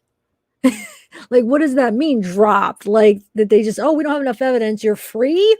Or just dropped it as far as don't argue if they're insane or not and accept they're insane, and then they go to a mental facility, you know, for the rest of their life. I don't know. This is making me kind of nervous about this case then, because what if they need to make that, she doesn't need to be doing interviews like that and making that public, because then that's going to give his defense an idea. So first of all, he confesses, and then he pleads not guilty. That's telling me that maybe the defense, they are going to use insanity, the defense. Now that they know this prosecutor backs off when they use it, I mean, she shouldn't be doing interviews saying this. That's making me upset. That's not right.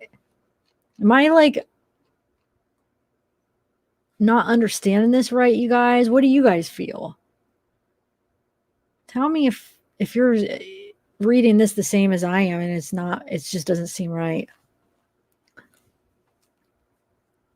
Okay, so let's see if there's anything else real quick.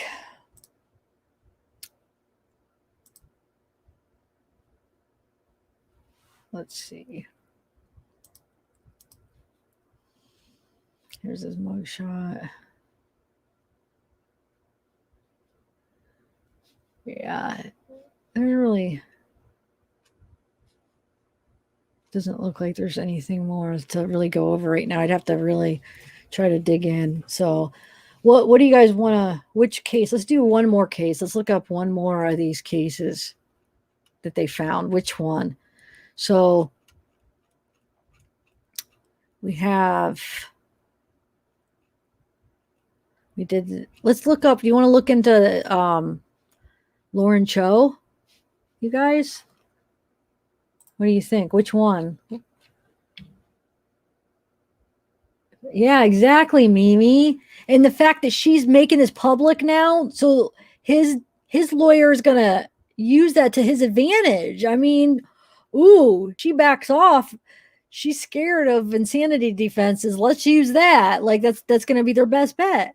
And what do you? I don't understand. You just drop murder cases? They said what? She dropped, what was it, 2 or 3 murder cases because the insanity defense. Well, why wouldn't you at least go through with it? Because even if you are found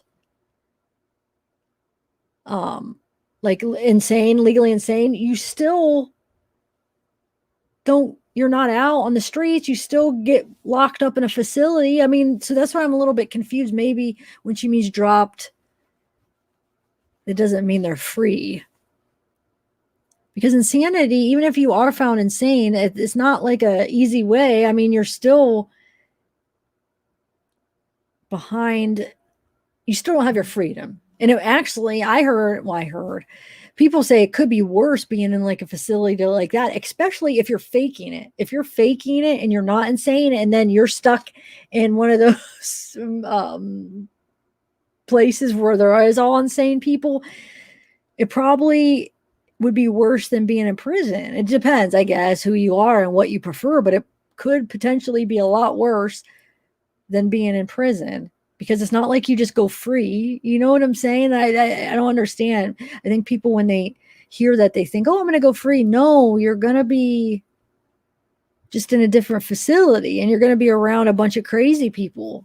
Like, so it depends. Do you want to be in prison around evil people? I mean, they're crazy too. Or do you want to be in a different kind of people, you know? So either or.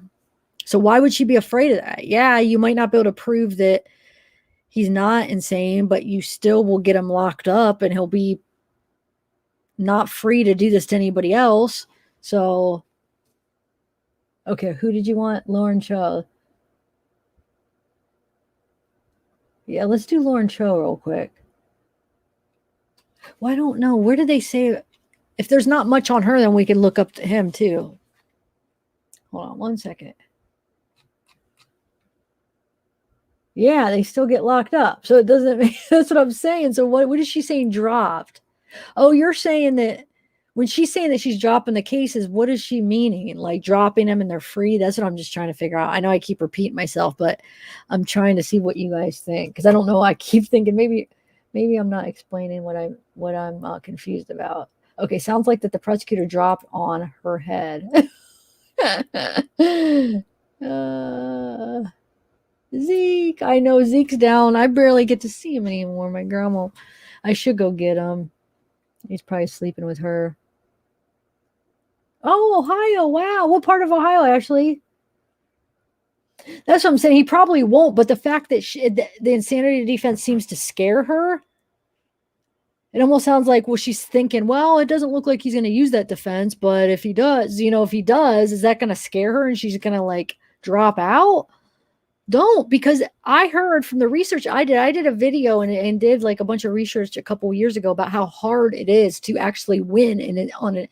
And it's the thing is you don't really win when you're saying like, oh, you won on the insanity. You're not really winning. You're just going to a different level, a different prison, basically. But it's so hard to legally get found insane, because there's clinical insanity and legal insanity. And that's kind of what I did. I'll link that, actually. It's one of my old videos I did. I'll link that in the description so you guys can watch it. The difference between clinical insanity and legal insanity. And legal insanity is extremely hard to prove. And that's the insanity that you would have to prove for something like this. But all you do, it's not like they go free. They get locked up in a different type of a prison, like I said. So why is she even saying this? It's just, anyway. All right, let's look up Lauren Cho. Lauren Cho. All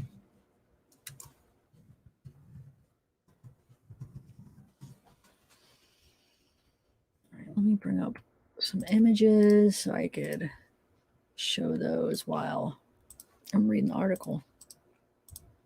Let me save some. Hold on one second, guys.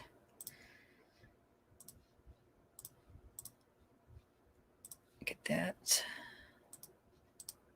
so people know who we're talking about. And then I love the split screen, how the new Windows makes it so easy to do it. But like I said, I'm still learning how to do it smoothly. So just bear with me when I do it. But hold on one second. Just trying to get some pictures together so I could play them on the other side while I'm reading the article.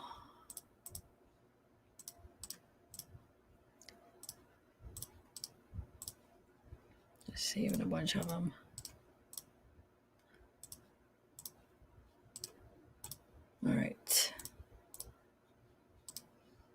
got that one.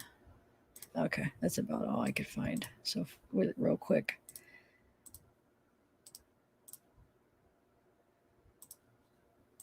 Alrighty.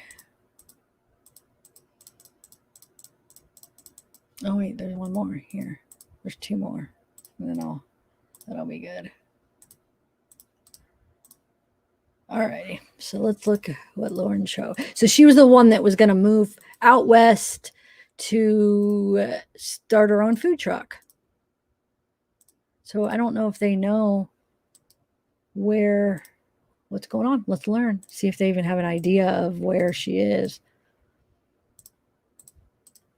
Hold on. I'm finding more pictures as I'm looking. Okay, that should be good. Okay, so we got pictures. Now let's get some articles and see.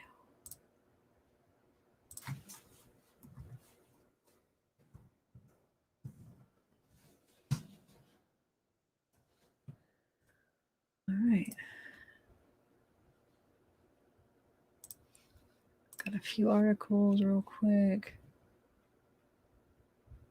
Let's see. Okay. Let's start with this one. How's chat doing? Everybody good?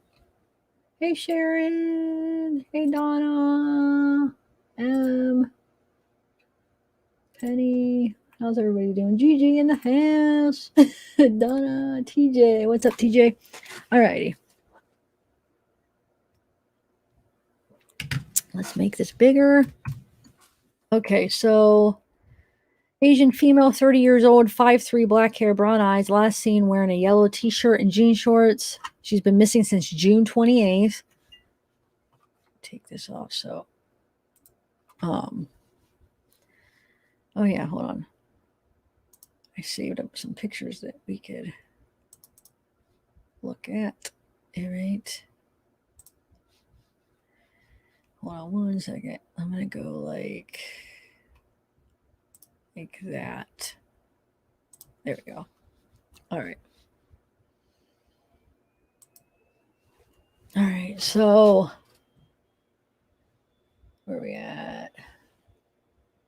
Okay. So she was been missing since June 28th at approximately 5:10 p.m. when she reportedly walked away from the residence where she was staying at, and blah blah blah.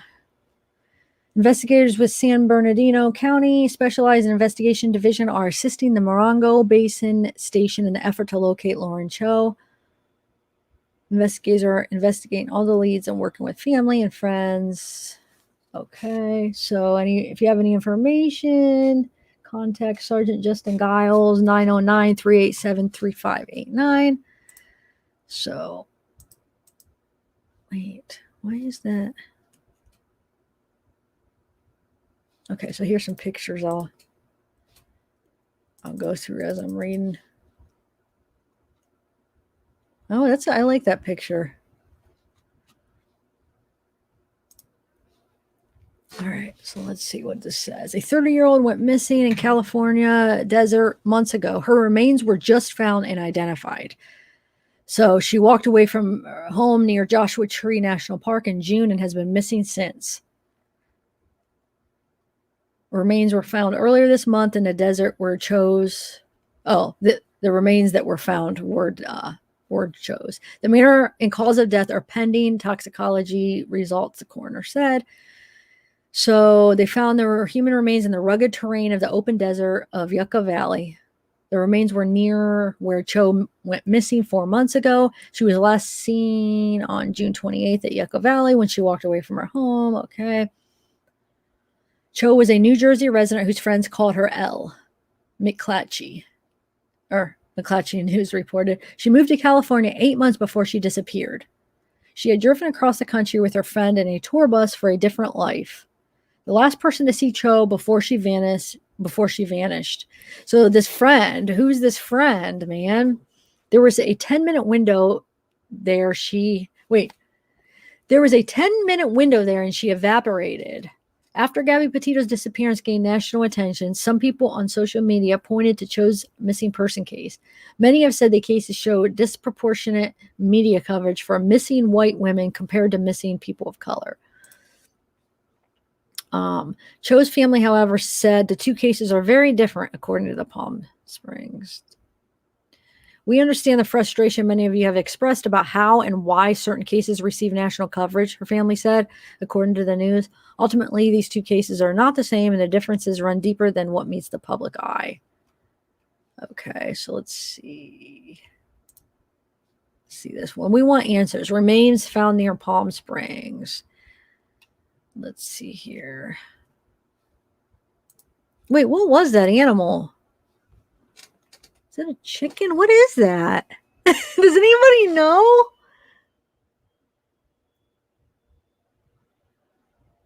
Huh. Yeah, that is a weird choice of words, evaporated. It's like, what? I never heard. I don't feel like I heard that to describe a missing person. Like when they talk about missing persons, that they use the word evaporated. Yeah, is it a chicken? That's what I was thinking, but that's like one of the most unique chickens I've ever seen. Like it's wow. Because look how like it's fur. It seems so like different than ones I've seen. Like it seems like it would be really soft, like a lot softer, and just I don't know, just different. And its face looks a little bit different. Oh, it's a what? Bantam chicken? Silky bantam. Yeah, I can see why it's called silky. It seems like it would be like real silky, soft hair compared to like what the other chickens look like. Wow.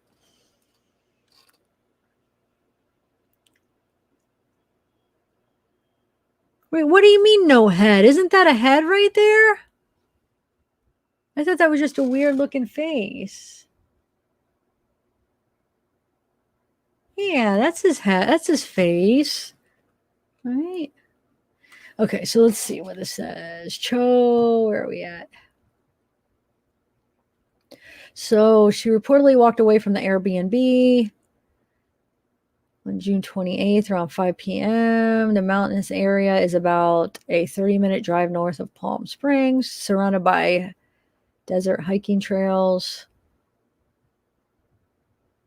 So she was staying at the rental with a group of friends and reportedly became upset over an unspecified issue. She then allegedly walked away from the rental without taking food, water, or her phone. Huh. Cho was reported missing by her ex-boyfriend about 3 hours after she walked off, and he indicated Cho may have been in mental distress. That's right. That was the friend she traveled out there. It was her ex-boyfriend.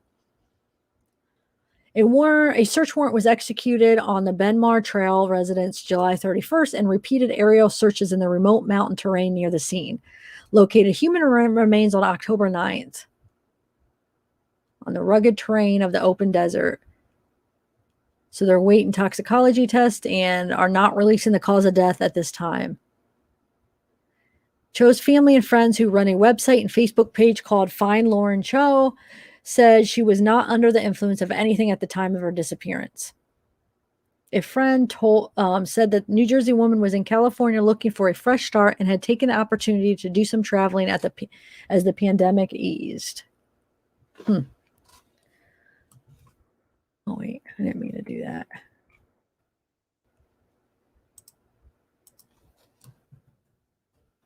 A little bit bigger. There we go. All right, so why is that froze? It's not moving up. Oh, there it is.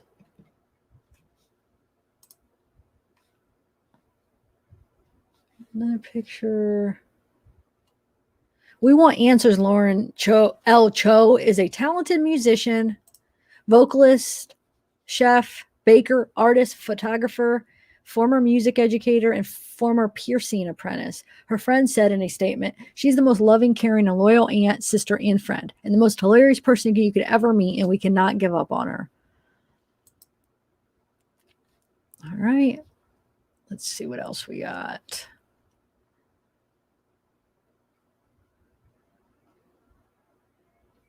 disappeared in June. The positive identification. Sad end of the months-long search for Cho, a Korean American whose case gained renewed interest during the debate over racial disparities in news media coverage about missing person. So they're not going to tell us the cause of death.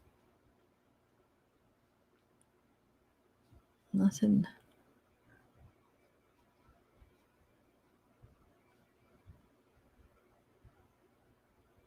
Let's see.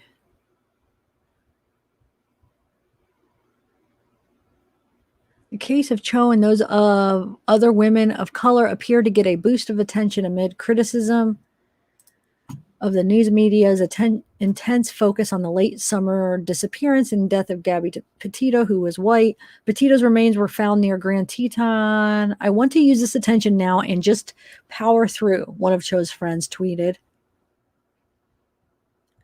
Family members behind the Facebook page described Cho's personality and spirit. Elle is many things: a talented musician, incredible baker, hilarious and loyal friend, a strangely intuitive gift giver, and probably the coolest sister one could hope for. But this is where Elle really shines. As an aunt, the love she has for her nibbling is unmatched. Even among family, the consensus is that her nibbling is the person Elle loves the most in the world. Well, I never heard nibbling. I never heard somebody call like your niece or nephew, right? Is that what they're using to describe a nibbling? Have you guys heard that? Is that like a thing? Huh. All right, you guys. Well, they haven't released. So do you guys wonder if there's anything, like any interviews? I'm going to dig into this one because I would like to, since they don't even have a suspect, like who's this ex-boyfriend? Have they interviewed him? Has anything been released? Do you guys know? Like any interviews of the ex-boyfriend, or let's see. I'd like to see. Cody Orell's the most known, being the boyfriend of a missing Lauren Cho. Huh.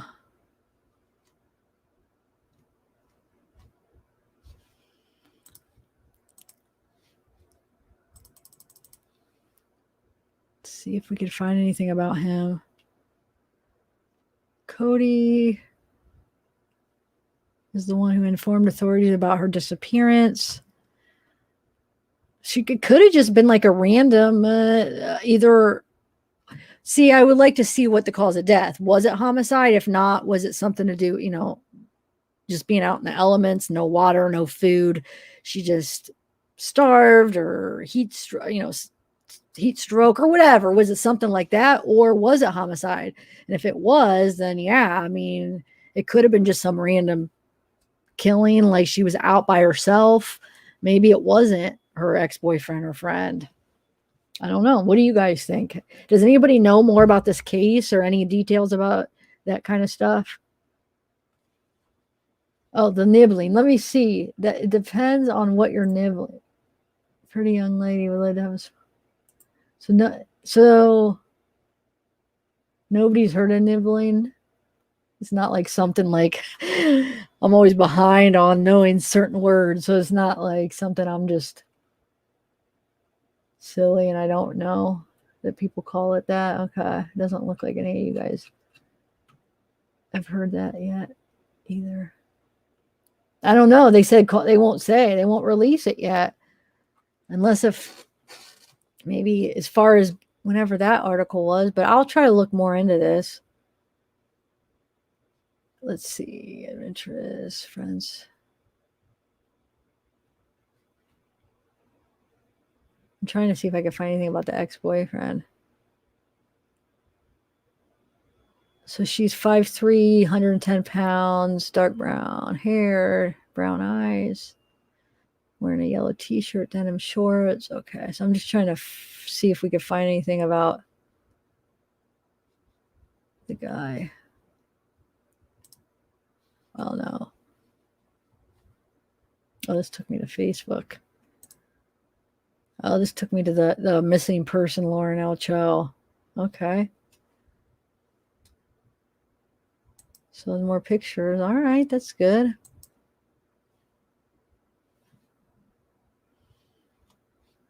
Probably a lot more than these ones.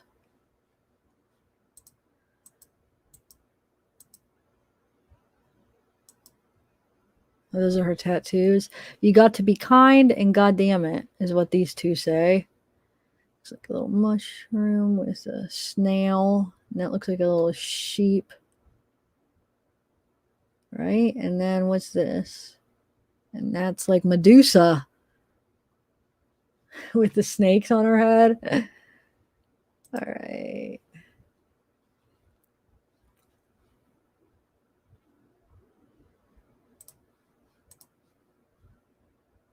All right. Let's see. We could go big here. Let's see what else. Oh, wait. I'm going backwards again. Oh, sorry. I'm going so slow. These are the ones. I like these black and white pictures, though. I love this picture. I like that shirt. Cat bus. Look, it's a cat. That's awesome. I want that shirt. Cat bus.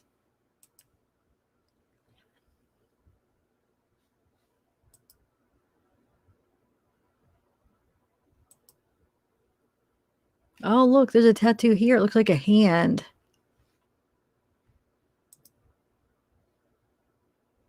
Look at that. That light or whatever. That's crazy. What is that shining down? I mean, wait a minute. Or is that a picture of a picture? Yeah, that's what it is. Okay, that's not actually in the picture.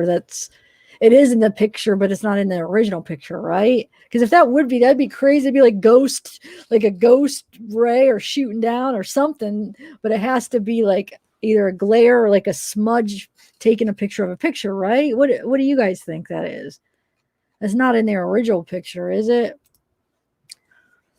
Look how little she looks compared to those big rocks. Let's see.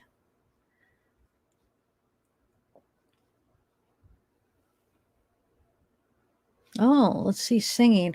Oh, hold on. I'm gonna have to share it because the audio, hold on. The way this my stupid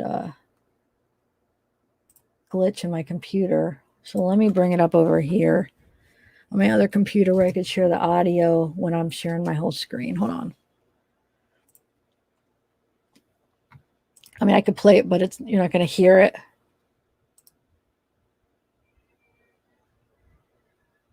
Okay, hold on. I'm gonna play it over here. Because you guys can't hear it, right? Oh shoot! I have to log in. Wait. I don't know my.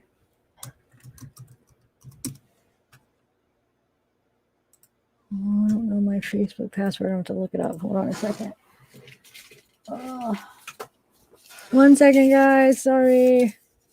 I need to get somebody that knows about computers to fix this glitch because I tried StreamYards and it's just sharing the audio when I share my whole screen. If not, I would have to stop sharing, share the window, and then go back and then share the whole screen and keep going back and forth. So I'm just going to pull it up over here. It's so annoying. It worked up until like a couple months ago when one of the updates came and something updated and it switched a setting or something where it isn't compatible with this audio thing. I try to talk to StreamYards and they have no idea. Okay, well, what? Okay. Very annoying. I've tried to go into my settings and tried all kinds of different ones. It just wouldn't work. Okay, so let's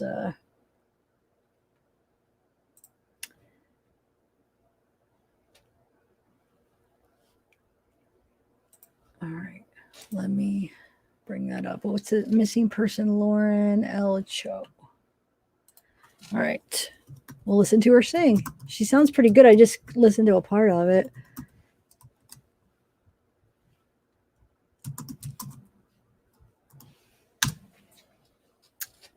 All right, here it is. All right, let me share.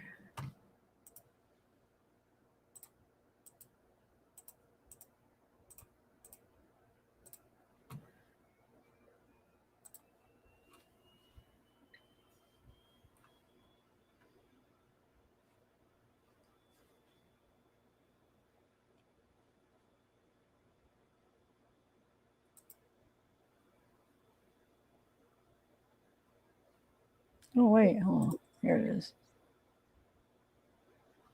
Wait. It's making a weird noise, huh?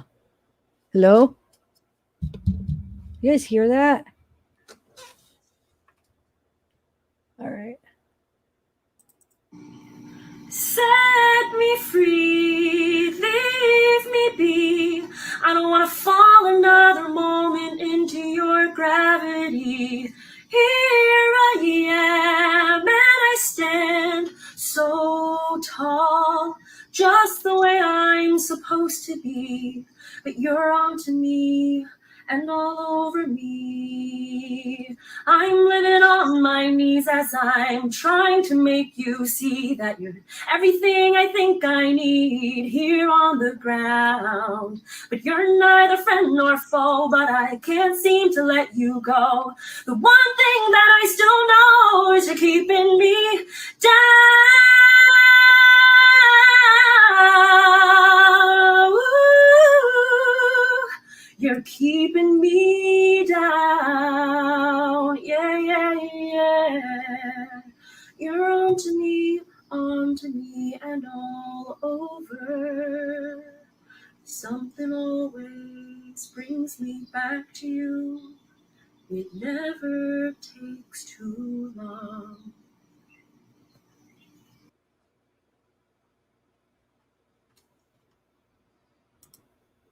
Wow. Sounds good, huh? Man. How freaking sad that somebody had to take her life, unless if we find out it's like natural causes or something. I don't know, but no, I don't think so, because wouldn't they say it though? Wouldn't they just say natural causes, or not natural causes, but like something happened, like where she was out starving or it's out in the elements, you know what I'm saying? Wouldn't they say that? The fact that they're not releasing anything makes me think that, whoa, hold on a second, makes me think that it's maybe there is something going on. What do you guys think? Hold on a second. Or hold on, I'm trying to fix this. So I don't know. These stupid phones. Okay. All right. I think that should be good. So, okay. So let's see here. Let me go back to, which one is mine? Let's go back to the Facebook. Oh, wait. It's the wrong one. I did the wrong one. There we go. All right. Let's see what else we got. Human located. Oh. All right.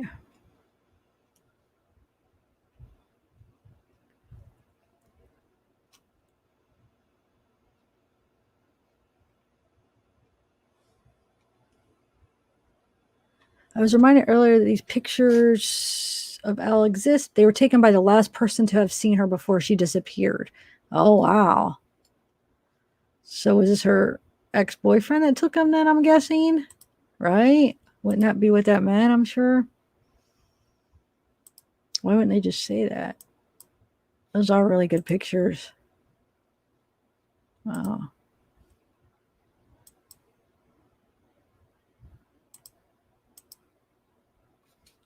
Yeah, those are the ones we looked at. Yeah, we saw those. All right, let's see what else.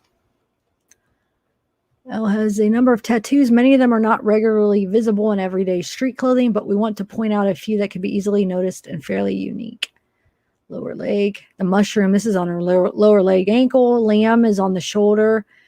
No face, inner arm above elbow. 10 Commandments is on the thigh.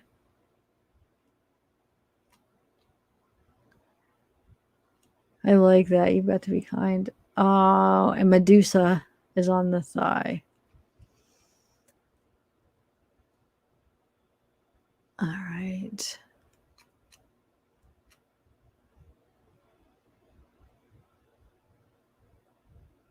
So the involvement is not in direct response to the media attention. Part of the story for some time, and continued professionalism that the work continues to get done. Okay.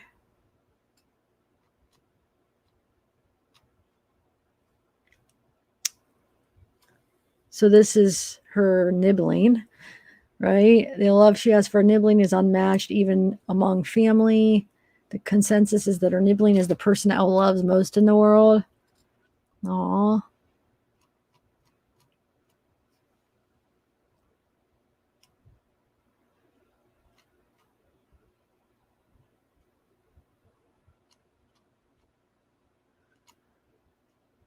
So this is, and she was just missing these ones down here. All right, let's go back up to see. Oh, wait. Age 30.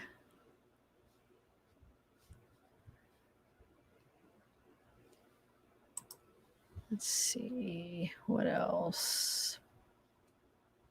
I'm going to go back up to more recent and just look at the. Oh, wait. A group of Elle's friends created. Let's see this. Oh, password. What? All right. Never mind. It won't let you. Huh. All right. Well, never mind. So here's the news release. Human remains located on October 9th. Let's make that bigger.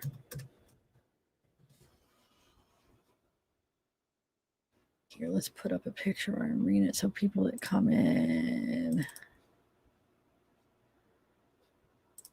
All right. No. Oh, sorry. Oh, so that's not going to work.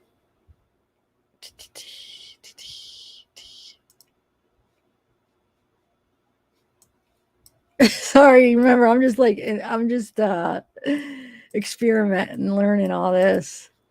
I forget how to do. There we go. Put this over here and put this over here.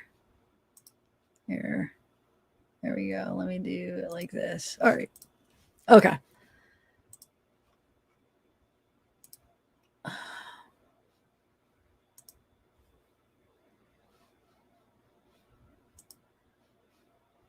Make this bigger.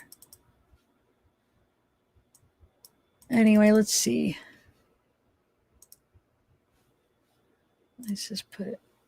All right. So October 10th. Yeah, that's when they found her. Just want to see if there's anything new that we haven't went over on this.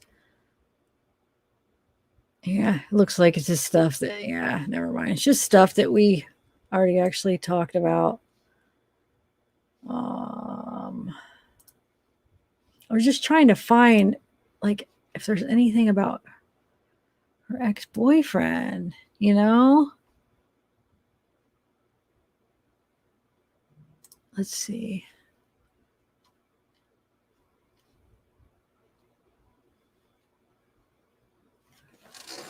Text. Oh, thanks, Bella. Hold on. I didn't even know you were here watching. All right, hold on one second. Oh, I gotta log on to my Proton Mail because it logged me out. I gotta look up my passwords for everything because I have different passwords for everything after all my accounts got hacked the one time, and I had to get different passwords because they scared me. They got into all my freaking stuff. But now I can't. I have a little list. I have them all written out. I don't remember any of them because they're all different. Oh, cool. It logged me in. All right, let me see what she emailed me. Is it a video or just it's on a tweet or whatever? Okay, cool. Sweet. All right. Let me share this. Thanks, Bella. All right. So Lauren Cho's disappearance is somewhat similar to Gabby Petito. Why did they take Cody Orell's word like that? He is clearly the prime suspect. Okay, let's see. Wait, how do you? Okay. So Morongo Valley. Lauren Cho moved from New Jersey to California desert 8 months ago looking for a life of freedom and new possibilities. In a matter of minutes, Monday afternoon, she disappeared. So Cho was last seen at 3 p.m. Monday, June 28th. Didn't they say 5 p.m. last time? Now they're saying 3 p.m.? Huh. Anyway, sorry. In the area of Hoopo Road, she was on foot, at least at first, wearing a yellow t-shirt and jean shorts. Her friend Cody Orell is the last person to have seen her. The two who met in New Jersey and used to date were staying at a friend's property. On the afternoon of June 28th, he went into the tour bus that they'd crossed the country in, and she apparently walked away. There was a 10-minute window where she evaporated, Orell said in a phone interview. So I wonder, that's probably... Is it just, wait, Bella, it's just the interview. It's not a video, right? That's probably what he used. He probably used the word evaporated, I'm guessing. And so they used it, right? Because they're quoting him that Orell said that she evaporated in a phone interview, right? All right. Which one is... Hold on, it's this one. Here we go. I know it's small, guys. Sorry, it's just the way it's done. According to the sheriff's report of Orell's call for help placed at 5:13 p.m., Cho got upset, walked into the hills between Yucca Valley and Morongo Valley. Orell tried to find her, then called their circle of friends for help.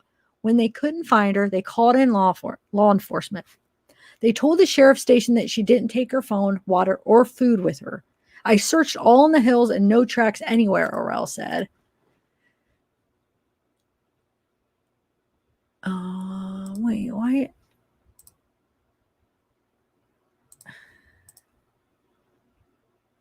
Huh. It kind of cuts off right here, but they did walk into the hills. They would have found a sign of her by now. On one hand, we know it's better if she isn't in the wilderness, but also it's been 74 hours. And if she was in a car, our circle to search is much bigger, he said. He drove back to Bombay Beach Thursday to put up flyers with Cho's photo on them, and he and his friends are active on social media, sharing missing person flyers and information. Following her dream in a converted school bus. For RJ, okay. Lauren Cho is a woman with plans and a dream for the future, not someone who would walk away from everything. I had seen her the night before. We had dinner the night before, he said. I thought for sure she'd be back for dinner again that night. Cho was a talented soprano singer who toured with choirs in Europe as a teenager. Her friend in Jersey church choir. Dissatisfied with her job, Cho moved out west with Orell over the winter, driving across the U.S. in his tour bus. The two had met through mutual friends on Memorial Day and hit it off right away. He had always planned to come out west, and she decided to join him. Lauren wanted a different life. She wanted to move from the East Coast and taste freedom, Orell said. She quit her job and moved into the van with me. Or it was a van, right? Yeah. Camper, van, or whatever. In December, they ended their journey in Bombay Beach, a tiny community of about 415 people at the Salton Sea. I think I heard Zeke. Hold on. I feel like I heard his collar. Anyway, so in December, they ended their journey. Okay. On 415 at the Salton Sea. It's become known in recent years for attracting artists, musicians, and people seeking a freer, more creative life. We're both part of the community of artists down there, and we live part of the year in Bombay, okay said. That's probably Orel sound. I bet. There's probably a dozen or so of us who live there full time throughout the winter. Cho bought an old school bus and was converting. Oh, a bus, yeah. Why did I say van? I don't know. I'm thinking of Gabby. But see, look, it cuts off. We can't even read it. Not to mention he used the word oh, see, they're even saying evaporated when asked where she's at. So that does that gives you an idea, because we were wondering why the evaporation, why the article said that, but that's him, which let's think, what does that mean? You know what I'm saying? Like, is that like a slip? Is that a sign? Is there something, should we read into that of why he chose that word, and if it is a sign of, if let's say he did kill her. I'm not saying he did, but let's say he did. Is there a reason he used that word? Could that be like a sign into like how he killed her, but I'm not saying he did. I'm just saying if he did, who knows?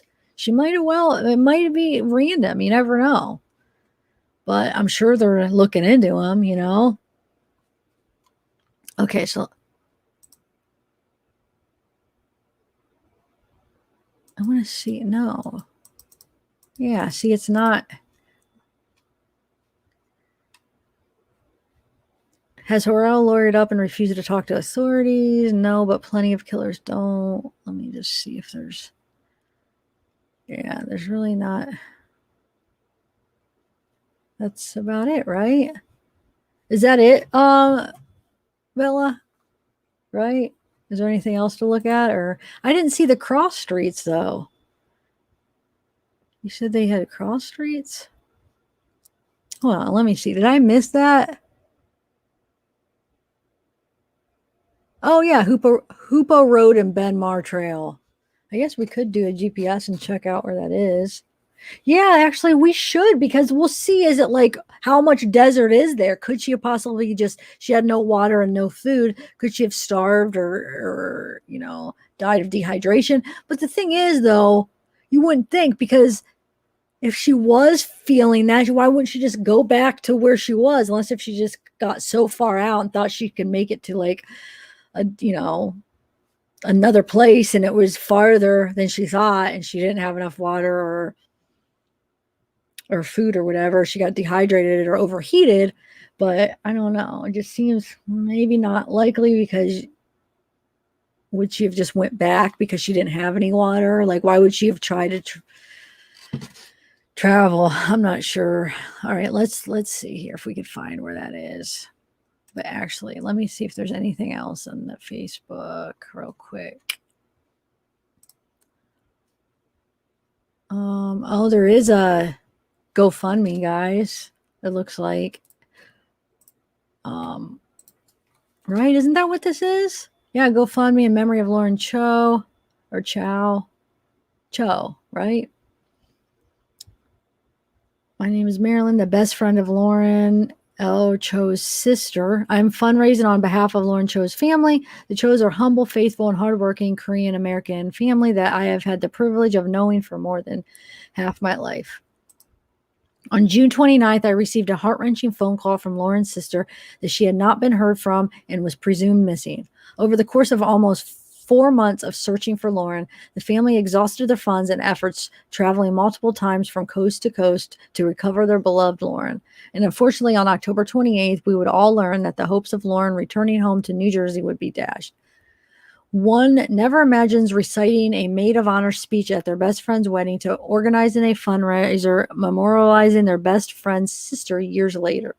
But I am humbled and honored to assist the Cho family in this way and extend all the gratitude for any amount of contributions.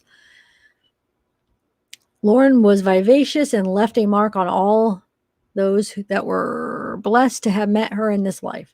Lauren leaves behind a protective older sister, brother-in-law, adored niece, and her mother and father. For those not following the Facebook community, missing person Lauren L. Cho, I wanted to share with you all the lovely words her sister coined this morning to capture their sisterly bond and Lauren's witty spirit. 1 second. Years ago, I had been part of a mentor program that refers to the mentor-mentee matches as siblings.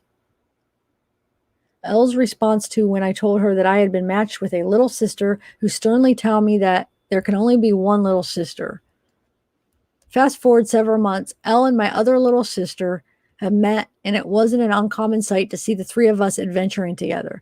Although, to be perfectly honest, 90% of the time it would be the two of them banding together as the little sisters and cracking jokes at my expense while demanding that I feed them. And these friends are the sort of memories, I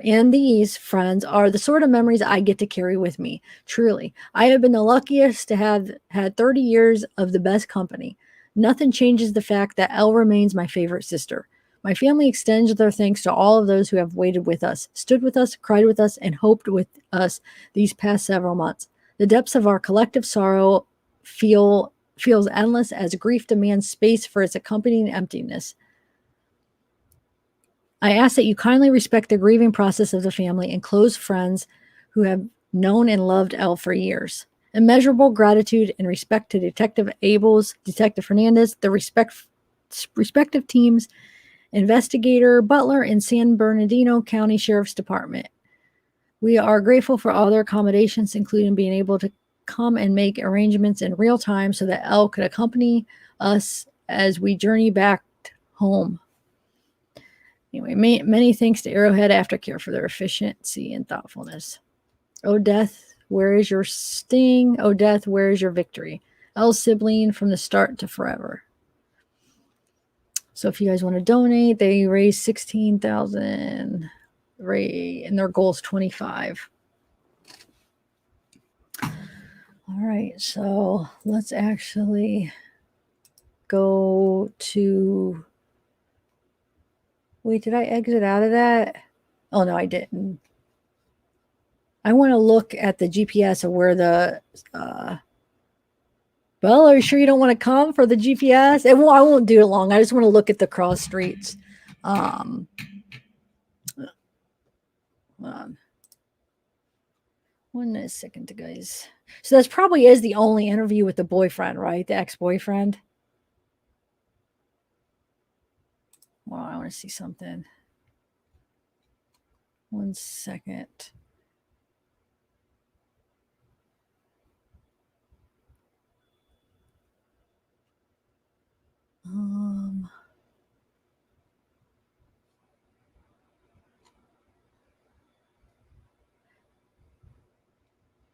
Wow, they don't have anything about him. All right. Facebook. Okay, hold on 1 second, guys.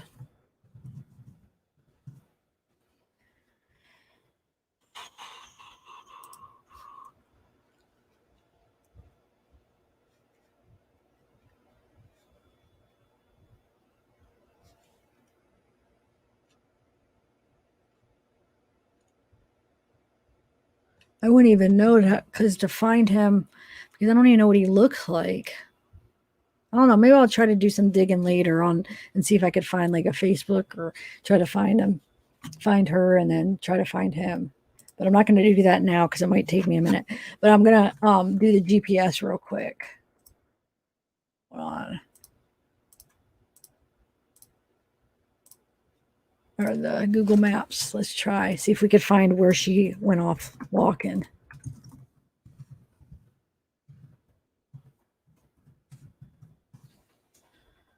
All right, Google Maps. Let me try to put in the cross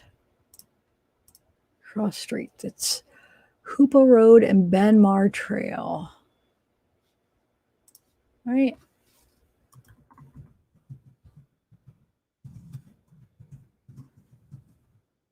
Yes, California.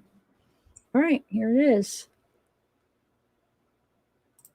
All right, so let's see. This is right here where she went off. Hold on, let me What does that say? Okay, let me just read this real quick. Actually, I'll just do...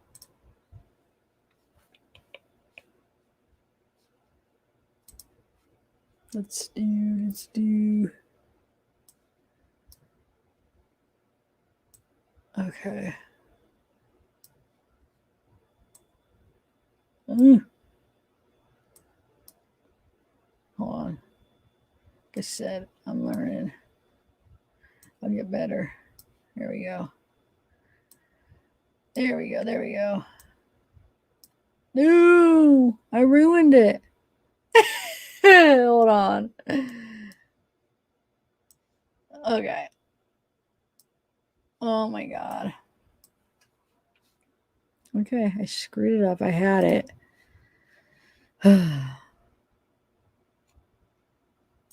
All right, so here.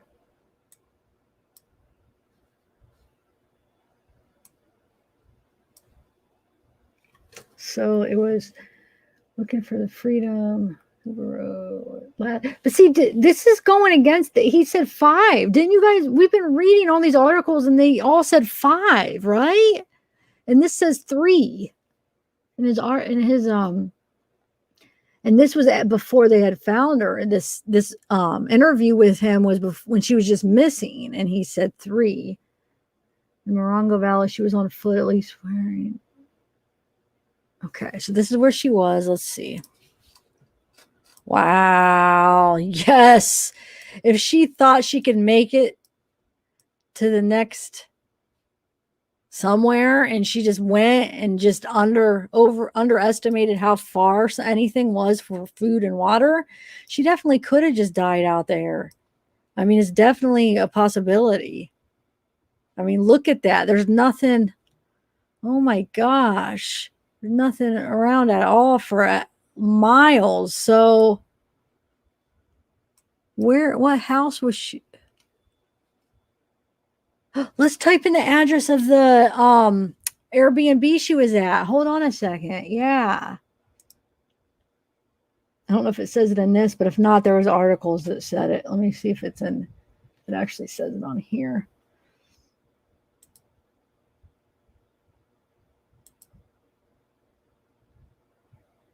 All right, so we're going to have to bring another article. Hold on a second. Which one? Now I exited out all of them, but hold on. We're going to find the article that said that. Right? Which ones do we look at? Because they said the actual. Let's just look at a couple and find. I know like at least 2 of them had the address, but I don't remember which ones. Just give me 1 minute. Not this one. It doesn't look like. No, not this one. I'm just going back to the ones that I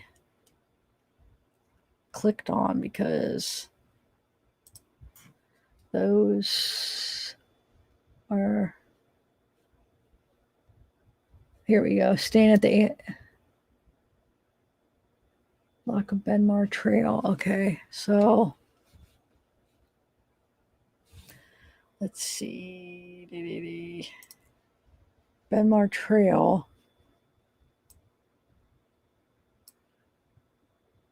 So it has to be around here because this is where she was last seen and they were staying there, right? That's what it said. But why don't I see any? Of course, it's not going to let us go down there.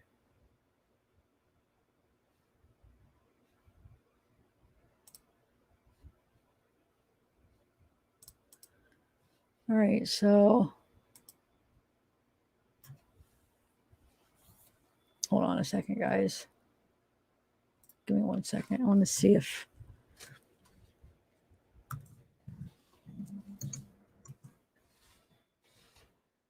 I want to see what this brings up. Suggest an edit.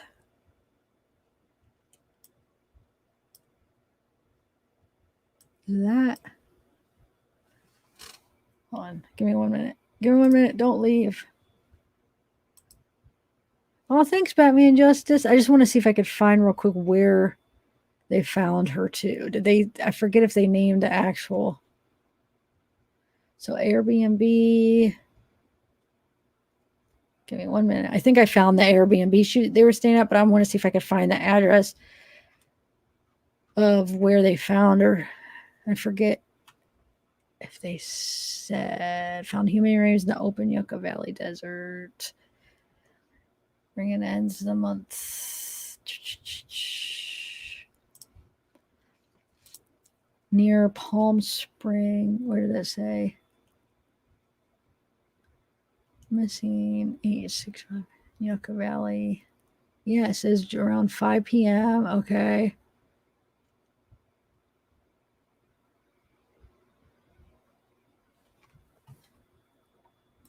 All right, so I'm just trying to find a little bit more information now that we have the Google Maps up.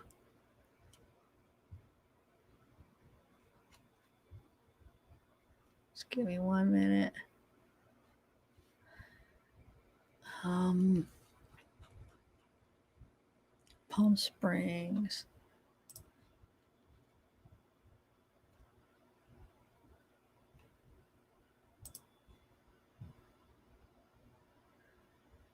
Where's this?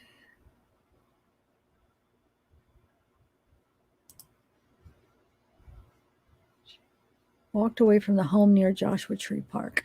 So I don't know. Do you think this is where I'm trying to figure out where's Joshua Tree Park? Okay. So this I think might be right. And why won't it let us go down? Let's see. Do you think, you guys? Let's see here.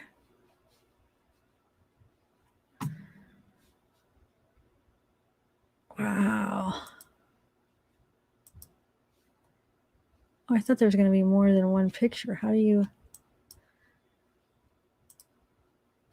No, I guess not. All right, let's go back here. It says 7 photos. Well, where's the other photos?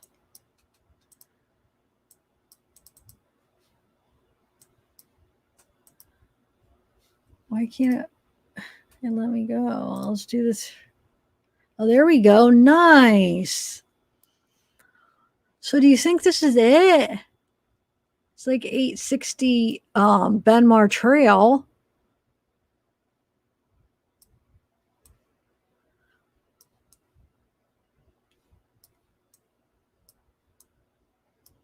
I want to see where am I totally.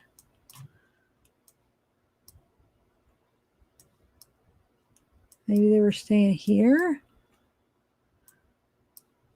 Or, wow. I would like to stay there. That'd be a nice little camping adventure. Okay, so let me go actually.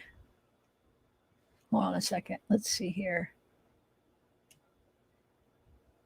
10, 11.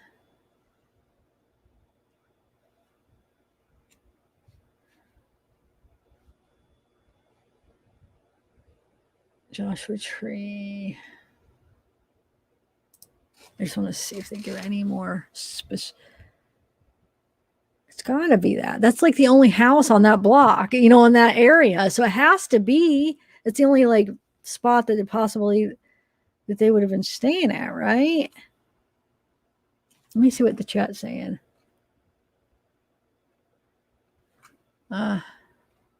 Okay, so I just want to see.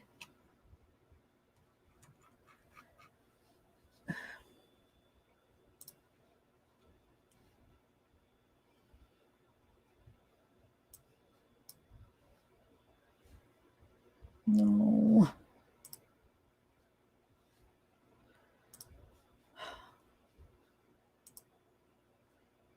Hold on.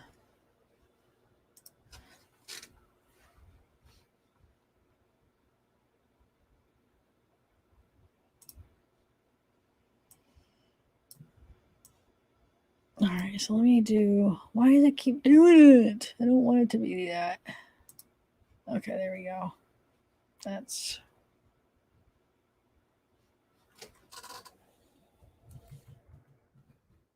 There you go. Let me make that smaller so I could read this and then go back to the map. Don't worry, I'll get better at this map thing, like going around with these pages, because I just upgraded the Windows, so it's all new system, like all new stuff. So I'm trying to learn it. It's better. I like it, but just bear with me. I'll get better at it.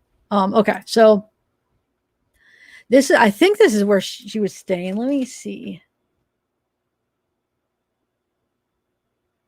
Or am I totally off? Gives a cross street where she was last seen. So am I not on the right street? Isn't this it? Oh yeah, I'm on the right spot. Oh, you could actually look at the inside. Okay, let's see.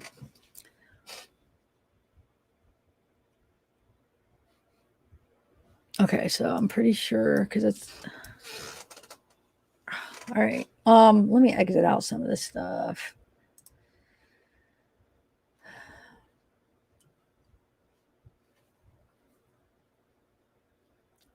Benmar Trail. Benmar Trail. All right, let me Google that.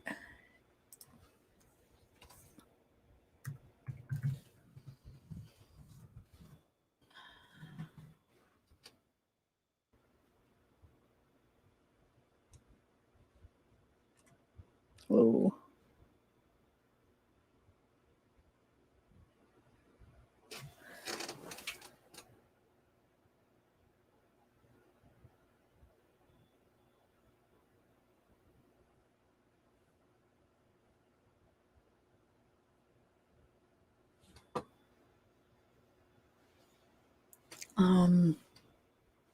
Sorry guys.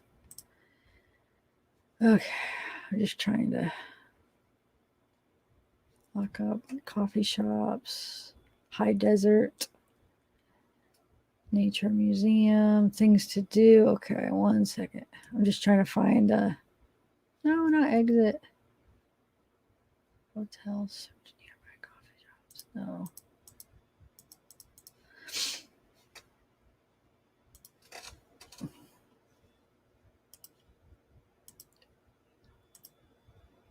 Exit out of that.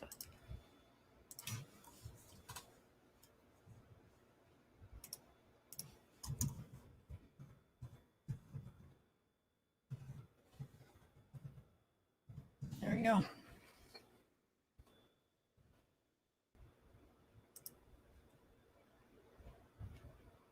Human remains. Oh, yes, it shows where it's where the human remains were found. Okay, hold on a second. All right. I knew it. That's what I was trying to. Okay, here we go, guys. Hold on.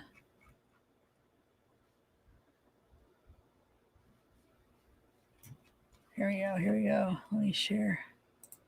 Okay, so this is where she was found. So let's try to find.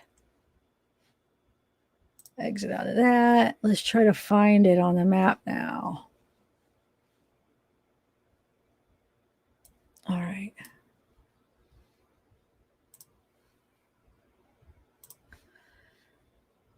Okay. Oh. Oh my gosh. Just trying to do that. Okay. So let me go back to this. All right. So 29.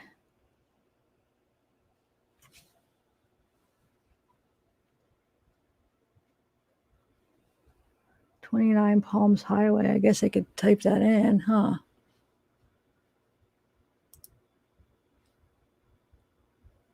Here, I'll do.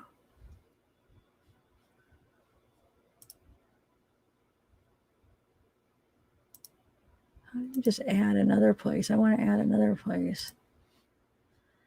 Forget. Hold on.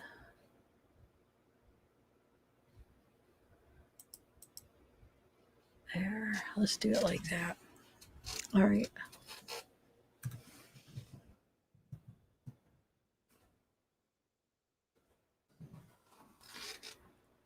I don't know which one. Palms and Palms Highway. Oh, South Valley. Let's see, is that? No, it can't be that. That might be. I might.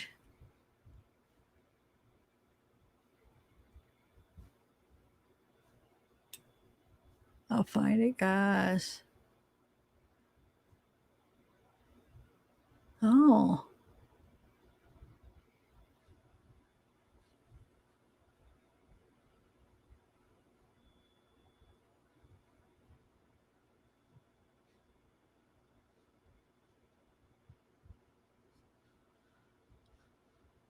I'm just trying to see if that's even it.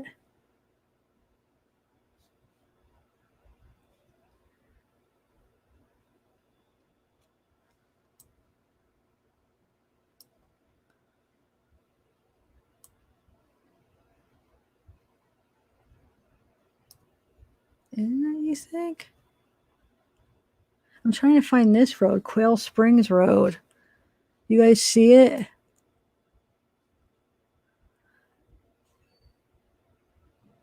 So if that's it, it's 3.7 miles away, if this is the right spot. I just got to verify it. I'm just trying to figure this out. At least from when her ex-boyfriend said she walked.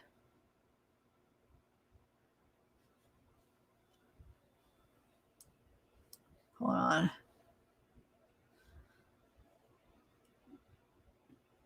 San Rubino, no, the court office is working to identify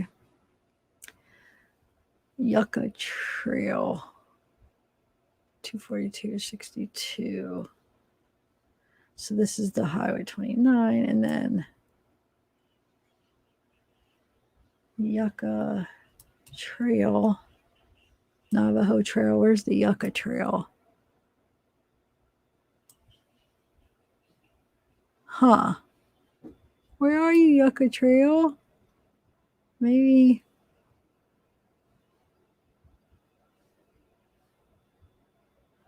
You think the Navajo Trail is the Yucca Trail, maybe?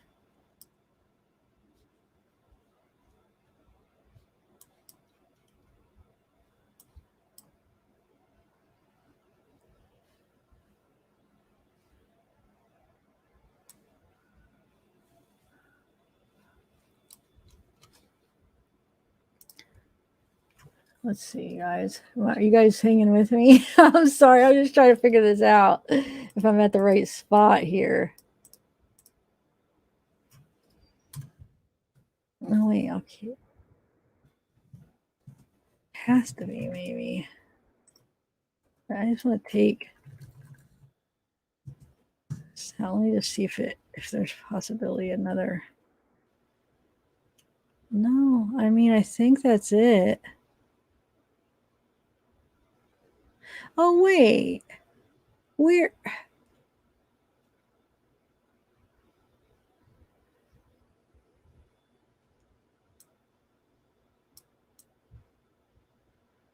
Never mind. I'm looking at the wrong. I'm an idiot. That's where she was at. Wow. Okay. Just see, this is. I just had a moment. But this is what happens when I'm doing this all live here. I forgot I put in directions. So this is the freaking 86 Benmar Trail. I'm an idiot. That's why it wasn't quite matching up. I'm thinking. Well, I don't know. Let me make sure here. Hold on. Oh, you guys are probably ready to.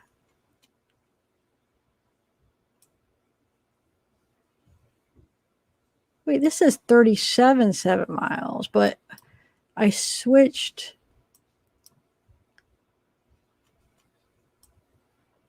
Let me go back to. Hold on a second.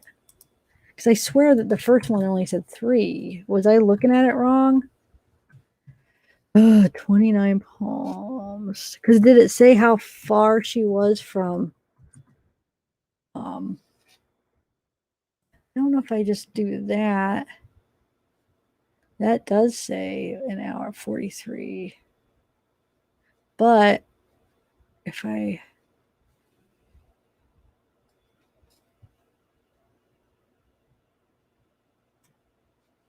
Let me see. 510 on foot. Been reported missing. I just want to see how far they said she was. I can't remember what they said for how far she was from. I'm going to go back to the first one. Yeah, hold on a second. Maybe it is the first.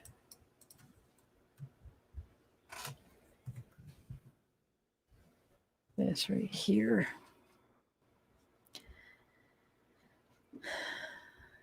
This seems more probably appropriate. 3 and almost 4 miles, 12 minutes. Let's see. But where is the... Right here it is. Okay. Yeah, it's going to be here. If I would have just realized what I was looking at the first time, I'm sure, right? So I'm trying to find the Yucca Trail, though. Where is the Yucca Trail? So this is where this is saying. But of course, it's not right on 29. It could be. Oh, wait. What am I doing? 29 is not even. Oh, my God. I should be doing this. Oh, I'm having some moments. That's not even the address. 29. I just clicked. That's the freaking name of the road, and I'm putting it in like it's the address. No. So now we have to find Yucca Trail. Okay. Oh, well, this is funny. You guys can laugh at me. So it's somewhere on this highway where 247. Let's look where 247 is. I'm just having a couple silly moments. I'm really not this dumb. But I am. I make these dumb mistakes and and then I laugh at myself. But I just need to try to find where at on 29 Palms Highway. So just ignore that last 10 minutes, okay? So we got to find the Yucca Trail. Here's the Yucca Valley. Santa Fe Trail.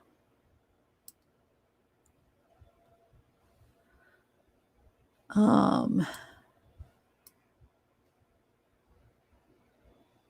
I guess we could do 29 and 247.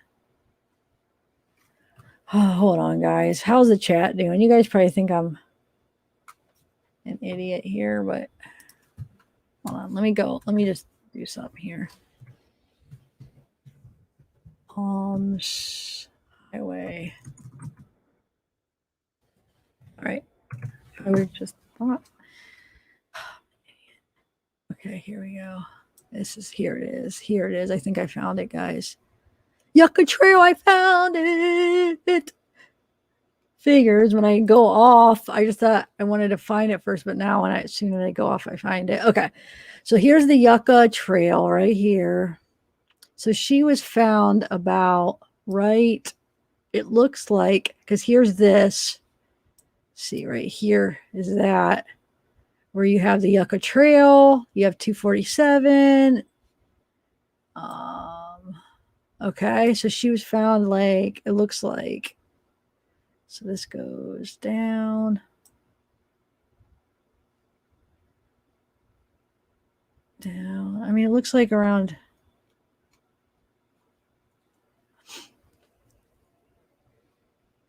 Probably, I don't know. Hear me? All right, so this is a trail. It's hard to tell from this, around here, right? I'm guessing. Approximate. Let's see how far that is. How do you... Let me just put that in just to see. It's around the area. I know it's not probably exact, but...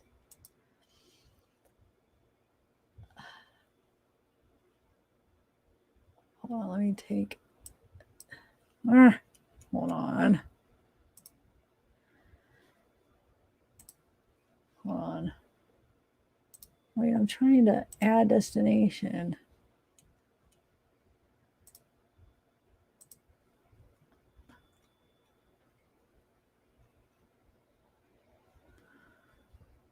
All right. let's see, if we take, I just want to see how far it is from where she left, approximately. How far from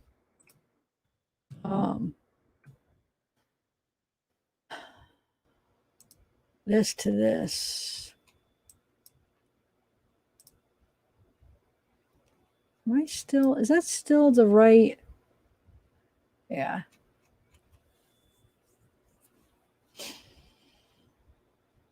Then March 12 minutes.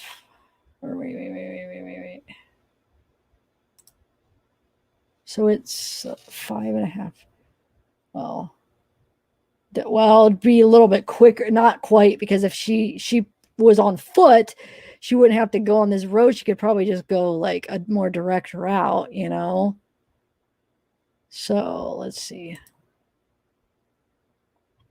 It'd be like more like maybe this route, but still probably not quite as many. Which route is this? Oregon Trail. I don't know. So, I mean, almost like between like 4 and 5 miles. I mean, I would say 4 to 5 miles from where she left. Probably more close like to 4, because she probably wouldn't be going like that if you go straight.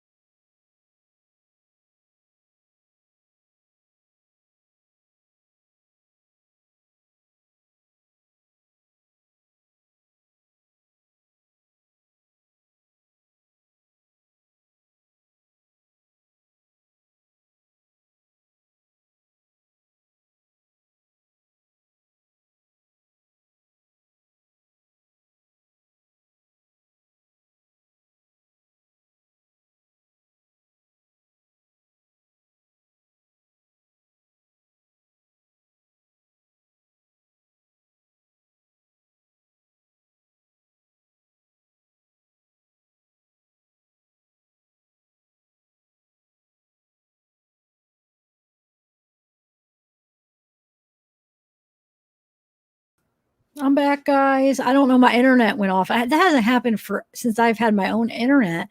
When I used to go downstairs and the house internet was so bad, that's why I had to get like specific internet just for me and not share it with the house. And that hasn't happened. That used to happen all the time when I went down the basement, but I don't know. It just went off. Like I didn't have internet for a couple minutes. Anyway, where was I at though? Let me share this. Let me share my screen real quick. So I found, I don't know when I went out. When did I go out, guys? I have no idea. I could have been talking for how long. I don't know. I'm not sure when it went out. Okay. So what we were trying to figure out is how far it looks like it's between 4 and 5 miles, probably closer to 4 because,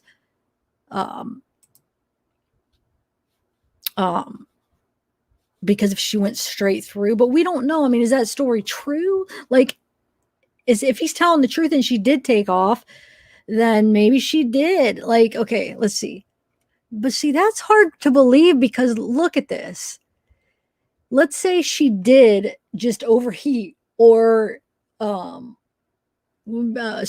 or, dehydrated and died. That doesn't make sense though, because she would have passed through a lot of places where she could have got water or food or got something. Do you see what I'm saying? Look, because if she left from here and her remains were found here, I mean, we see from here to here, she would have passed a bunch of places. So I don't know if I'm buying this. Well, he's not. I guess they're not saying that that's what happened. They're just saying she left and this is where she was found then. Unless if somebody picked her up, like some random person killed her. I mean, that could be very likely too, because look, I mean, in these deserts, like anybody could have picked her up and nobody would have saw. But as far as my first thing, one of my thoughts of, oh, did she get dehydrated or, overheated or whatever? No, now I'm not thinking that's what happened because she would have passed through all this if she made it this far. So, yeah, I think there was some foul play. I definitely think it was a homicide now that I'm seeing the area and that look. I mean, it would be hard to miss any of these areas. So she could have stopped at any of those if it was like something else. So unless if it was like, some other health thing, but, yeah, so I guess we'll wait and see. I'm going to try to dig into that ex-boyfriend and see if I could find anything about him and see what the deal with that is with like, why is it an ex, but they are still friends? Was he still, was it a situation where he was still in love with her and she only wanted to be friends and he was upset? Or were they just really good friends and they're still friends? Or was their relationship like crazy? Find out all that kind of stuff. I'm sure that's what they're investigating to figure it out. So yeah, this is where the Airbnb was, and this is where they said she left. Like I said, we're getting two different stories. We're getting one person saying it was, well, I don't know if it was the same person. I guess the friends maybe were saying 5 o'clock, but before they found her, that interview that Bella showed me on Twitter, he said at 3. And this was before when she was just missing and she left at 3. And then when you read the articles where the friends were saying, oh, yeah, the friends that were at the house, they were saying like at 5 she left. Remember? So, that's 2 hours difference. So I don't know why there's that difference there. Okay, so let's see. I'm just guessing this is around the area that she was found because it just shows the point in the map. So I just kind of estimated. So, but let's just see this area, what it looks like.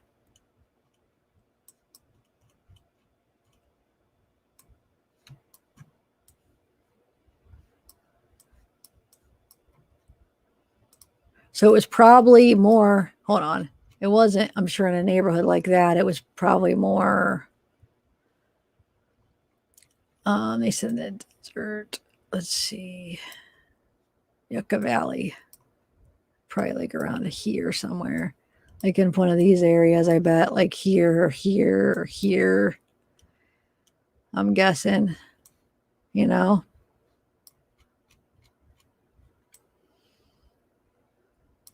So yeah.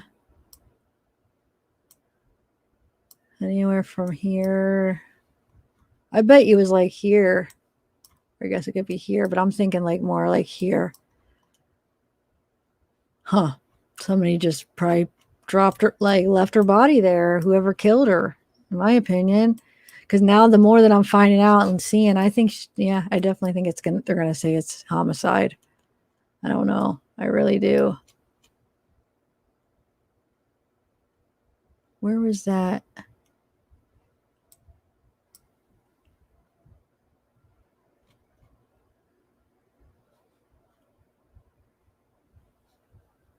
Joshua. They said it was by the Joshua Park. So yeah, more closer to here, around this area. Because that's, so it might have even been like here, but it's still somewhat in this area. All right, well, that's that, guys. We'll try to look into that. And if you guys know or hear anything, let me know. It's definitely worth it trying to investigate and look into, because for us, you know, us little people that like to do it online and just try to see if we could find anything, because I think there was something going on, whether it's a random or if it was 20 miles north of Palm Springs. So it's 20 miles. Oh, that's where she was staying, yeah.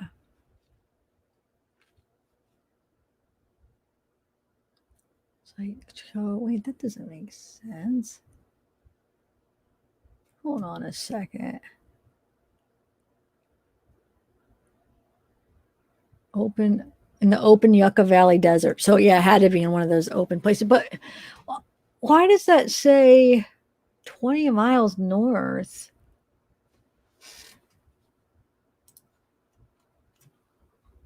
Because this is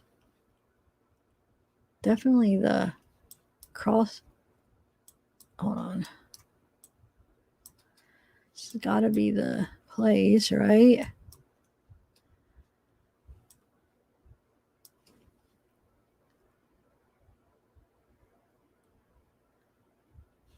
Wait, did I put in the wrong? Did that switch the location?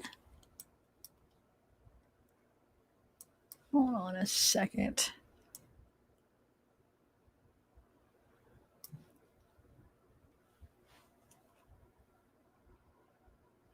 No, that's right.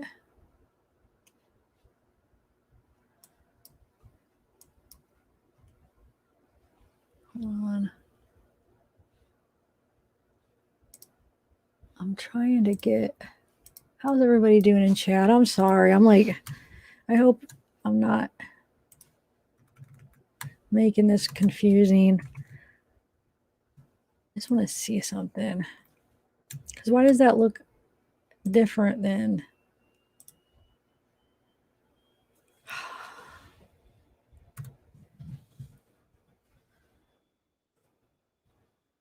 Because I want to try to. Where was that? I had that 360 view. That's what I want to go to again. Yeah, it's right here.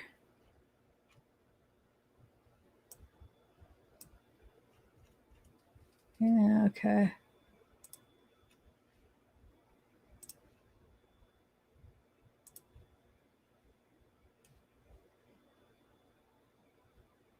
How did I get that before? The 360 view.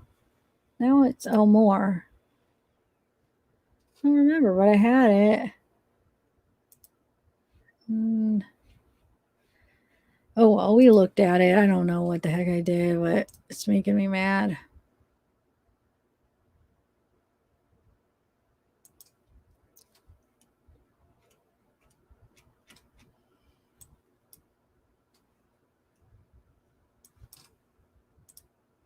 There we go. No, that's not right. Hold on. There we go. Let's go down.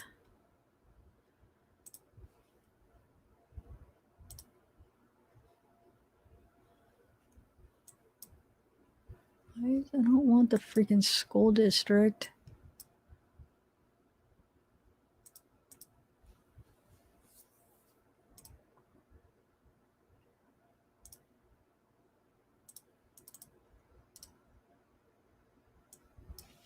All right, I'm about done, you guys. We already looked at it. I don't know. It's just making me mad because now it's not. It's not doing it. I got to get more familiar with freaking Google Maps, I guess. Let's see. Timeline, maps, tips, take a tour.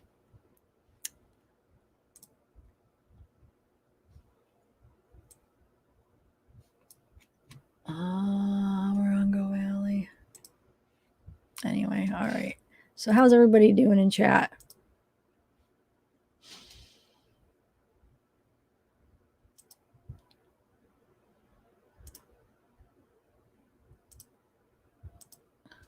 No, I wanted to go.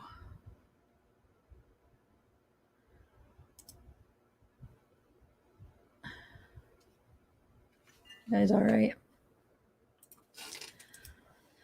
I gotta exit out of this Google Maps. I have too many tabs. I feel like I'm getting overwhelmed having all these things open. Okay, so we got that done. Let me exit out of that. Exit out of that. Exit. Exit. All right. Okay, now we're back to. All right, guys. I think I'm going to end this though. But all thanks, Batman, for the super chat. And then I swear you did one earlier too, and I lost the internet. There was a couple. Oh yeah, thanks. Another $2 thank you, Batman. And Gigi, thank you, $4.99 tip. Yeah. Thanks, guys. You guys are awesome. 14 asterisk, what's up? So yeah, it looks like she traveled from, at least from what I seen, from where they said she left and then where her remains, it looks like it was like 4 to 5 miles. I'm gonna have to double check to make sure, because I don't know what is this. It said 20 miles north of wherever Palm Springs. I got to figure that out because I don't know. Maybe that's just somewhere. Yeah, I guess I don't even know where Palm Springs. That could be. I mean, that was just Palm Springs Road, so that definitely could be right. It has to be because those were the addresses. That's where it showed. So yeah, I don't know why I'm doubting myself, and it makes sense. I mean, because she was found in the Yucca Valley, and it was right there, and then the crossroads where it said. So I don't know what to think, but it's very interesting, and I'm sure they're looking into that boyfriend, or at least they're talking to him, making sure his story adds up. So yeah. Any other new cases for me to work on in the future, guys? Oh, and that Cleo, you guys, Cleo's I think it was 6:23 was the time. So I was wrong. It wasn't 3 hours. I was going to actually do a quick little short video to clear it up, and I still am, because those are the people that aren't here, because I misled everybody saying 3 hours, and I know I corrected it in the same live, but that doesn't mean that everybody that heard me originally say that was still there at the end for me to correct it. So what if they left and then they went and spread that, and then I feel like I'm a part of this misinformation. So I want to put out a quick little video that it wasn't. I think it was 6:23. Let me see. Let me find the article that Cleo Smith's mom and the boyfriend called the cops. So she woke up around 6 a.m., couldn't find Cleo, and by 6:23 it was, she had called. So it wasn't 3 hours. I don't know where I got that. Here, press conference. Somebody said the press conference, it says they mentioned that, yeah, she called 6:23, Dark Sea, and then there's other people that sent it too. So a bunch of people said that. At least I got like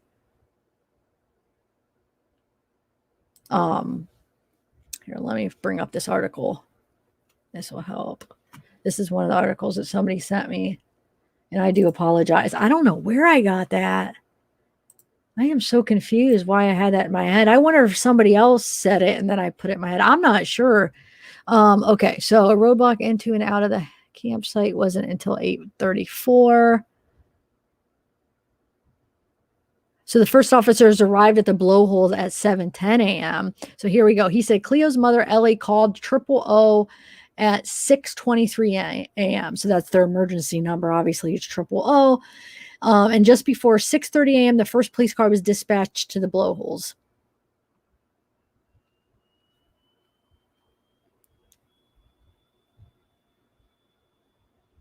It was the thing. It was questions why the officers didn't immediately close the campground, because it took them till 8:34 before they put the roadblock. And let me see.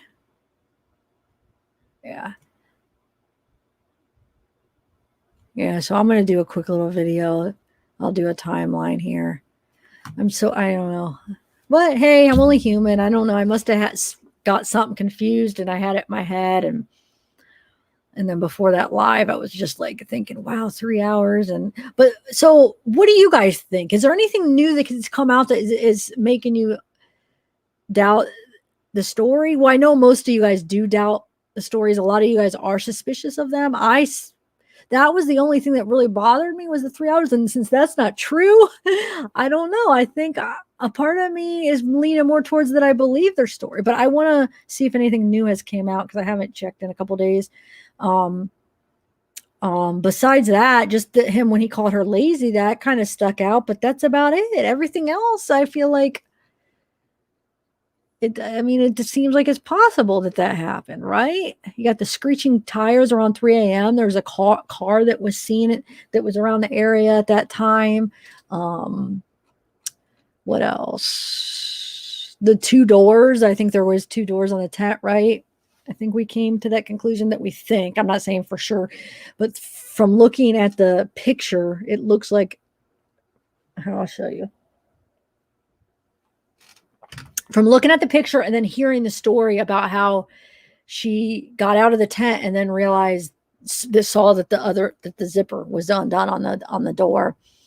And if that's true, that there's 2 doors, 2 openings, then that very well could have happened, that somebody went into the tent and that they didn't wake up or didn't know. And they picked her up in the sleeping bag, because the sleeping bag is gone. They probably were really gentle, and they could have had their hand over her mouth. Who knows? And she's kind of still sleeping. Maybe they did kind of cover her up with the sleeping bag and put their hand over her head or mouth, and probably got out of there as quick as they could and squealed their tires. I mean, if that was them, and the parents were just sleeping and didn't even hear it. I mean, I think it's possible. I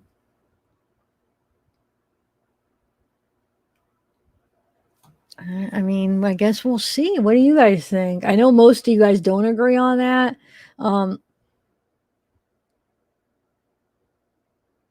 Yeah, maybe that's why. Maybe in my head when they said that. But yeah, I mean, this is pretty good timeline. So like I said, I'm going to do a quick update, correct my mistake.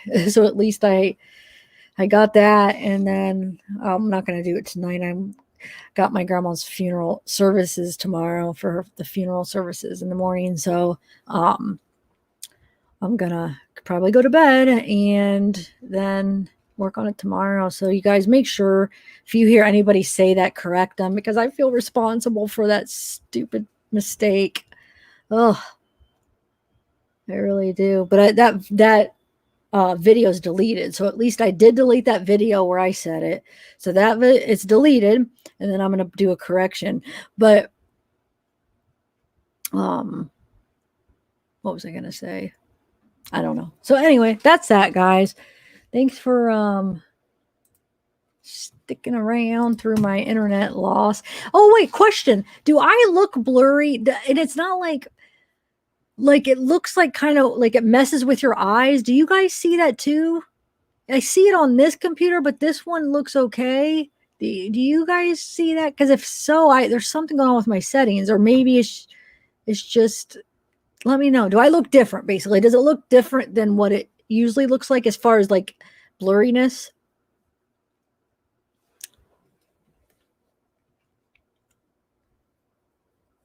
Oh, hey, Living Curiously. Thank you. Bridget, Jabberjaw's in the house. KLM. Out of focus. Yeah. I don't understand why is it doing that. I want to look on YouTube side. Hold on one second. I don't get it. And it's weird because like I'll go to my video, my camera settings, and it looks fine. But then once I go onto StreamYard, right onto the StreamYard website, and I click on the camera, it goes to this like out of focus. And I try to do my settings. They're all the same as they were.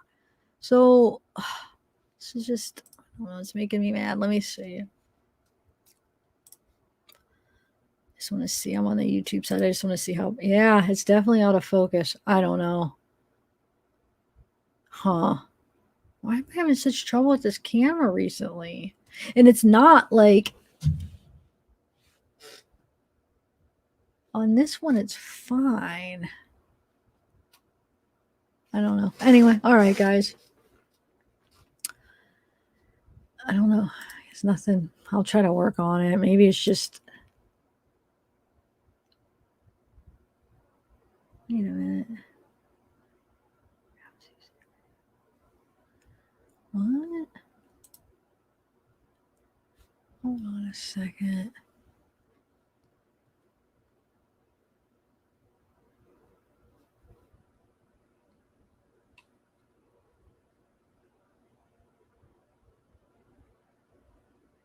Oh, what?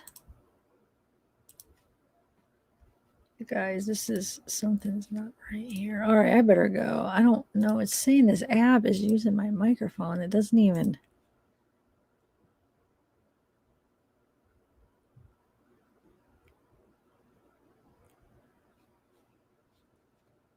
All right. All right. I'm going to go. I'm going to look through. Maybe I got something going on. Okay, I'm going to end this, guys. But I will chat with you maybe tomorrow. I don't know. I'll hopefully do a live within the next couple of days. I know Zeke. I don't know. I should go get him, but I don't know. I'll next live. I'll go get him and show you since it's getting late. I want to go to bed, but all right, everybody. Good night, everybody. Thank you.